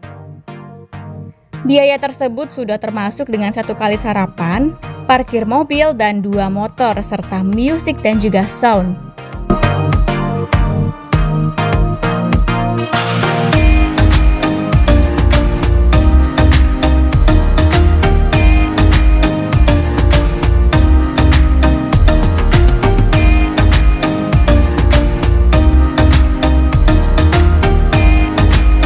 Khusus fasilitas berkuda dan juga barbeque berbayar. Tarif ditentukan berdasarkan paket yang dipilih untuk 4-10 orang. Mulai dari harga Rp280.000 sampai Rp700.000. Kemudian, bila ingin mencoba sensasi menunggang kuda, area berkuda letaknya berada di paling depan.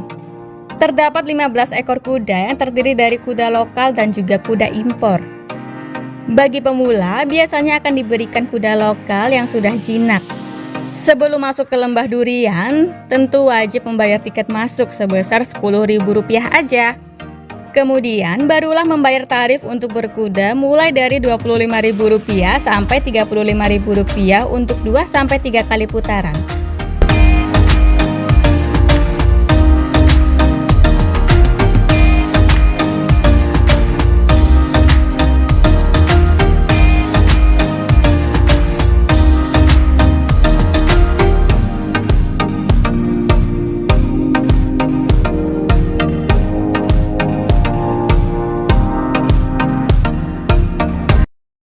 Baiklah Tribuners, sekian wisata Lampung kali ini di Lembah Durian Farm Stable. Sampai jumpa.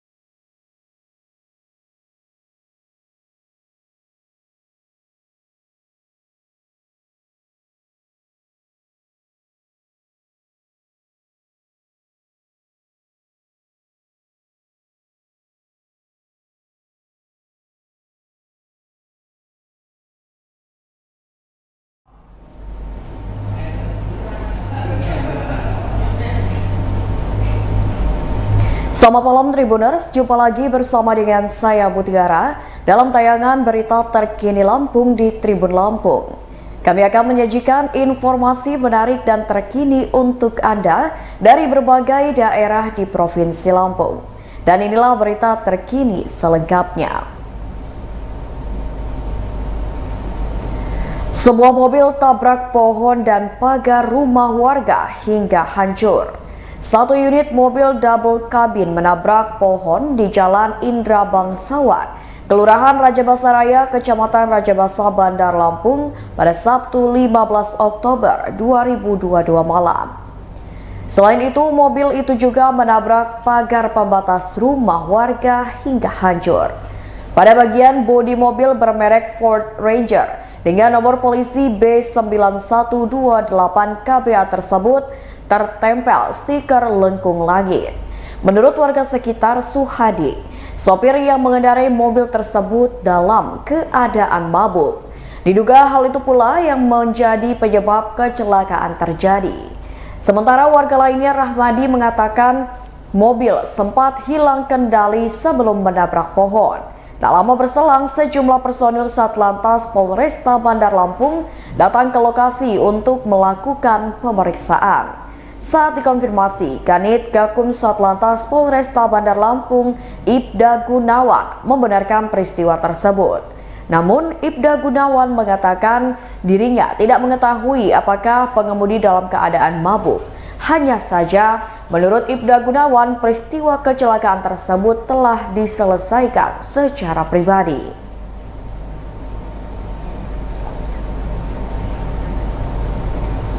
Berikut keterangan dari warga sekitar. Kru punya langit ya? Kayaknya sih iya. Soalnya nggak terlalu jelas juga kan kemarin sih bapak-bapak rundingnya sama bapak-bapak kan kita kan di dalam dengarnya seperti itu aja.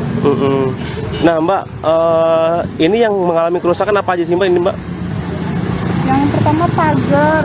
Pagar kan yang kerusakannya. Pagar ini ya? Pagar, soalnya kan tanda sih mas, kalau ini punya lahan rumah kita gitu kan. Udah berapa kali ini, tahun ini udah mau 2 kali sama ini. Tabrakan ini Mbak ya? Iya. Tapi nggak separah ini. Nggak separah ini ya? Cuma pagar ini aja, ini kalau nyampe sana berarti kan ngebut banget. Ngebut banget ya, kondisinya ya Mbak ya. Dan emang juga penerangan juga kurang ya Mbak ya? Kurang, penerangannya malah nggak ada sama sekali kayaknya. Di sini lampu ini juga kayak nggak hidup. Nggak hidup ya? Nggak, masa ngandelin lampu ini aja kan nggak mungkin sih mas. Nah terus Mbak, ada korban jiwa nggak sih Mbak dalam kejadian ini Mbak? Alhamdulillah sih nggak ada. Alhamdulillah sih nggak ada. Nah saat malam itu Mbak posisinya lagi apa nih Mbak? Terdengar suaranya seperti apa Mbak? Agak keras sih, kirain kan macet. Pasti kan macet di jalannya kan. Kayak orang tabrakan. Nah itu aja kedengeran. Pas dilihat di luar, ternyata pagar sendiri. Berita selanjutnya, Band Kotak hibur masyarakat Lampung dengan aksi panggungnya. Band Kotak beraksi di Lampung Festival Kuliner 2022 menghibur masyarakat Bandar Lampung. Festival Kuliner 2022 yang mendatangkan Band Kotak digelar di Lampung City Mall Jalan Yosudarso Bandar Lampung pada Sabtu 15 Oktober 2022 malam. Band Kotak pun membawakan beberapa lagu andalannya dalam Festival Kuliner 2022 di Bandar Lampung.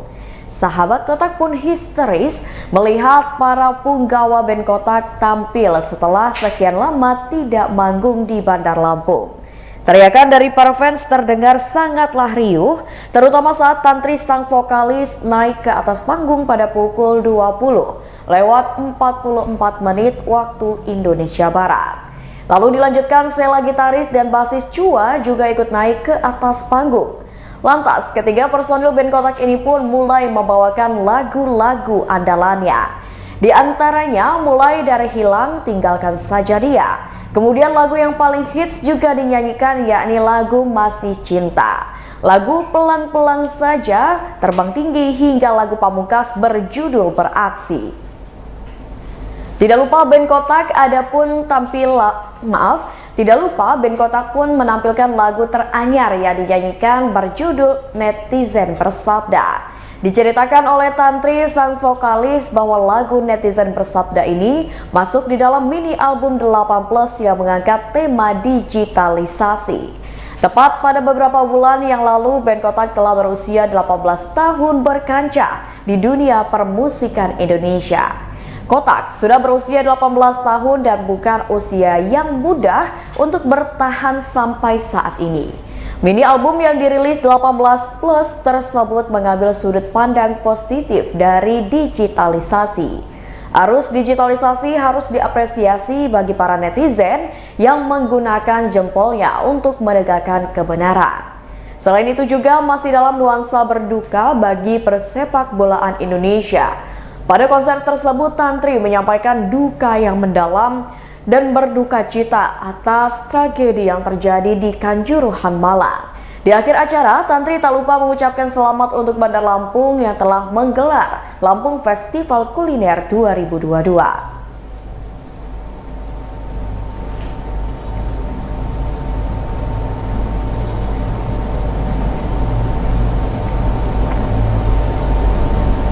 Berita selanjutnya, Reksosek di Lampung akan dilaksanakan secara door to door. Pendataan awal registrasi sosial ekonomi atau Reksosek tahun 2022 di Provinsi Lampung akan dimulai pada hari Sabtu 15 Oktober 2022 hingga Senin 14 November 2022 mendatang. Direncanakan keluarga Gubernur Lampung Arinal Junaidi akan didata Reksosek di hari pertama. Pendataan Reksosek keluarga gubernur rencananya juga dihadiri langsung oleh Kepala BPS Lampung Endang Retno Subiandani. Selain pendataan Reksosek keluarga gubernur, terusnya pendataan Reksosek kepala daerah di Lampung termasuk keluarga Wali Kota Bandar Lampung Eva Duyana juga akan dilakukan pada hari Sabtu.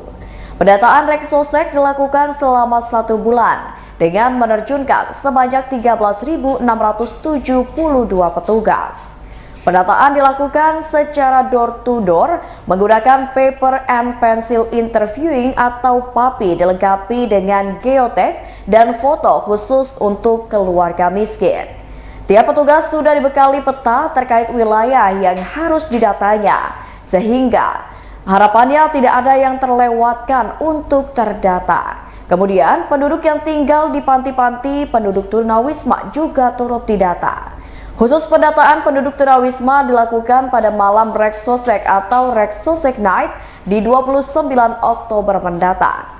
Proses pendataannya menggunakan pendekatan keluarga. Seluruh keluarga akan dilakukan pendataan menggunakan kuesioner. Informasi yang didata atau dikumpulkan meliputi kependudukan dan ketenagakerjaan, kondisi perumahan, kesehatan dan disabilitas, perlindungan sosial, pendidikan, dan pemberdayaan ekonomi. Sebelum melakukan pendataan ke lapangan, ia menjelaskan jika seluruh petugas telah mengikuti pembekalan atau pelatihan selama 2 hari. Output yang akan dihasilkan adalah basis sosial ekonomi berdasarkan tingkat kesejahteraan. Mengenai kegiatan pengolahan data, Reksosek dilakukan di tahun 2023. Melalui Reksosek ini, diharapkan ada satu data perlindungan sosial dan pemberdayaan masyarakat yang juga teregistrasi dengan NIK.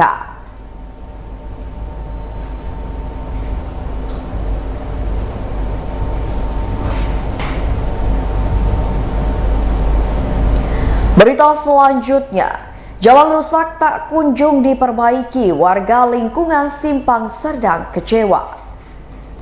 Warga lingkungan Simpang Serdang, Kelurahan Wai Mengaku, Kecamatan Balik Bukit, Lampung Barat, mengeluhkan ruas jalan di daerah tersebut yang tak kunjung diperbaiki pada Sabtu 15 Oktober 2022. Diketahui bahwa jalan rusak tersebut berada di lingkungan Simpang Serdang dan Kodim 0422. Ridwan selaku warga mengatakan bahwa jalan rusak di Simpang Serdang tersebut sudah rusak dan tak kunjung diperbaiki sejak dulu, sehingga aktivitas masyarakat di jalan yang berada di lingkungan Simpang Serdang tersebut sedikit terganggu. Ridwan juga mengatakan bahwa ruas jalan yang rusak tersebut akan menjadi genangan air yang dalam ketika hujan terjadi. Tentunya hal tersebut bisa membahayakan pengguna jalan jika sedang melewati jalan tersebut. Bahkan Ridwan pun mengatakan bahwa ruas jalan itu pernah memakan korban.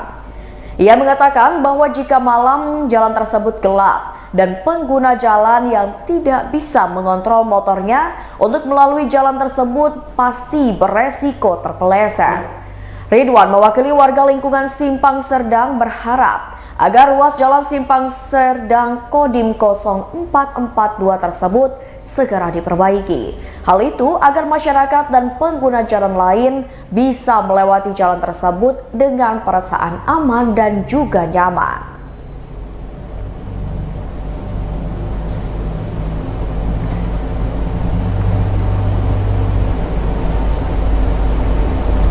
Berita selanjutnya, 4 ekor kambing milik warga raib di Gondol Baling.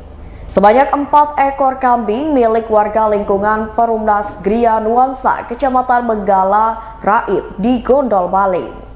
Dari jumlah 4 ekor kambing yang raib tersebut, 1 ekor diantaranya merupakan kambing jantan.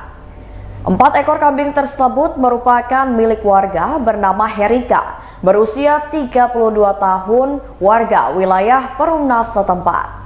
Aksi para pelaku pencurian kambing tersebut diduga berlangsung saat dini hari, tepatnya saat para warga sedang tertidur lelap.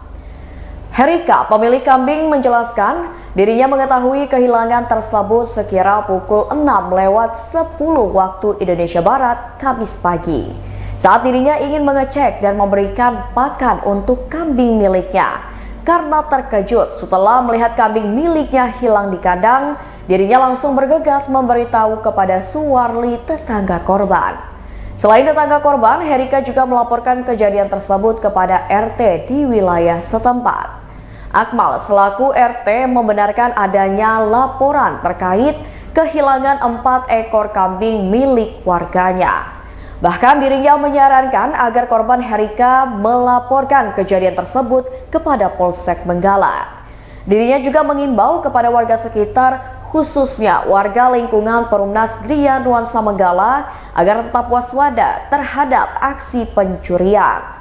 Bahkan menurutnya belakangan ini sudah sering rawan terjadi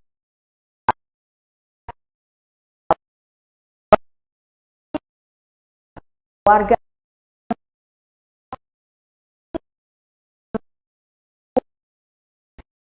tersebut diduga merupakan tali milik pencuri yang meresahkan warga di Perumnas Gria Nuansa Menggala itu. Atas kejadian pencurian kambing itu, Herika mengalami kerugian mencapai 6 juta rupiah. Selain di lingkungan Perumnas Gria Nuansa Menggala, menurut informasi terdapat 2 titik lainnya yang menjadi korban aksi pencurian yang terjadi di Kecamatan Menggala.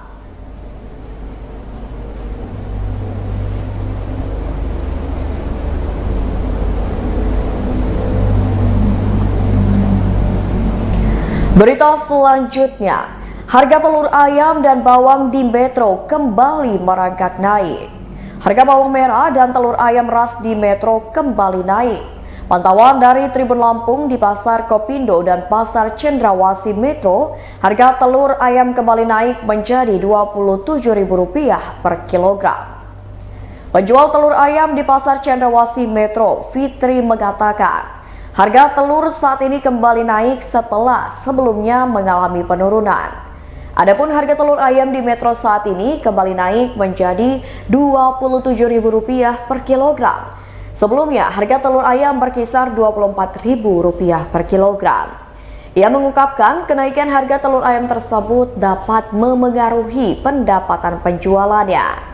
Fitri mengatakan dirinya membeli telur dari agen telur yang ada di Metro dengan harga Rp24.500 sampai dengan harga Rp26.000 per kilogram. Kemudian ia menjual dengan harga Rp27.000 per kilogram. Sementara Dewi selaku pedagang bawang merah di Pasar Kopindo Metro mengaku harga kembali naik menjadi Rp33.000 per kilogram. Ia mengatakan kenaikan harga bawang merah tersebut terjadi sejak beberapa hari lalu.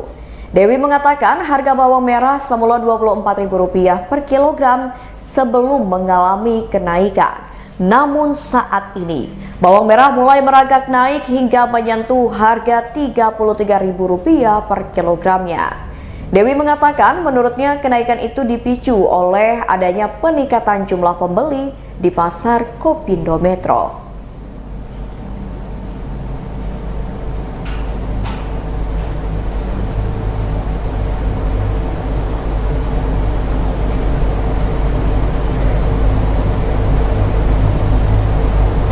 Baiklah Tribuners, itulah berita terkini Lampung bersama dengan saya Mutiara. Jangan lupa untuk terus saksikan YouTube Tribun Lampung News Video, Facebook Tribun Lampung, Instagram @Tribun Lampung, dan TikTok @Tribun Lampung untuk informasi terupdate lainnya. Selamat malam dan sampai jumpa.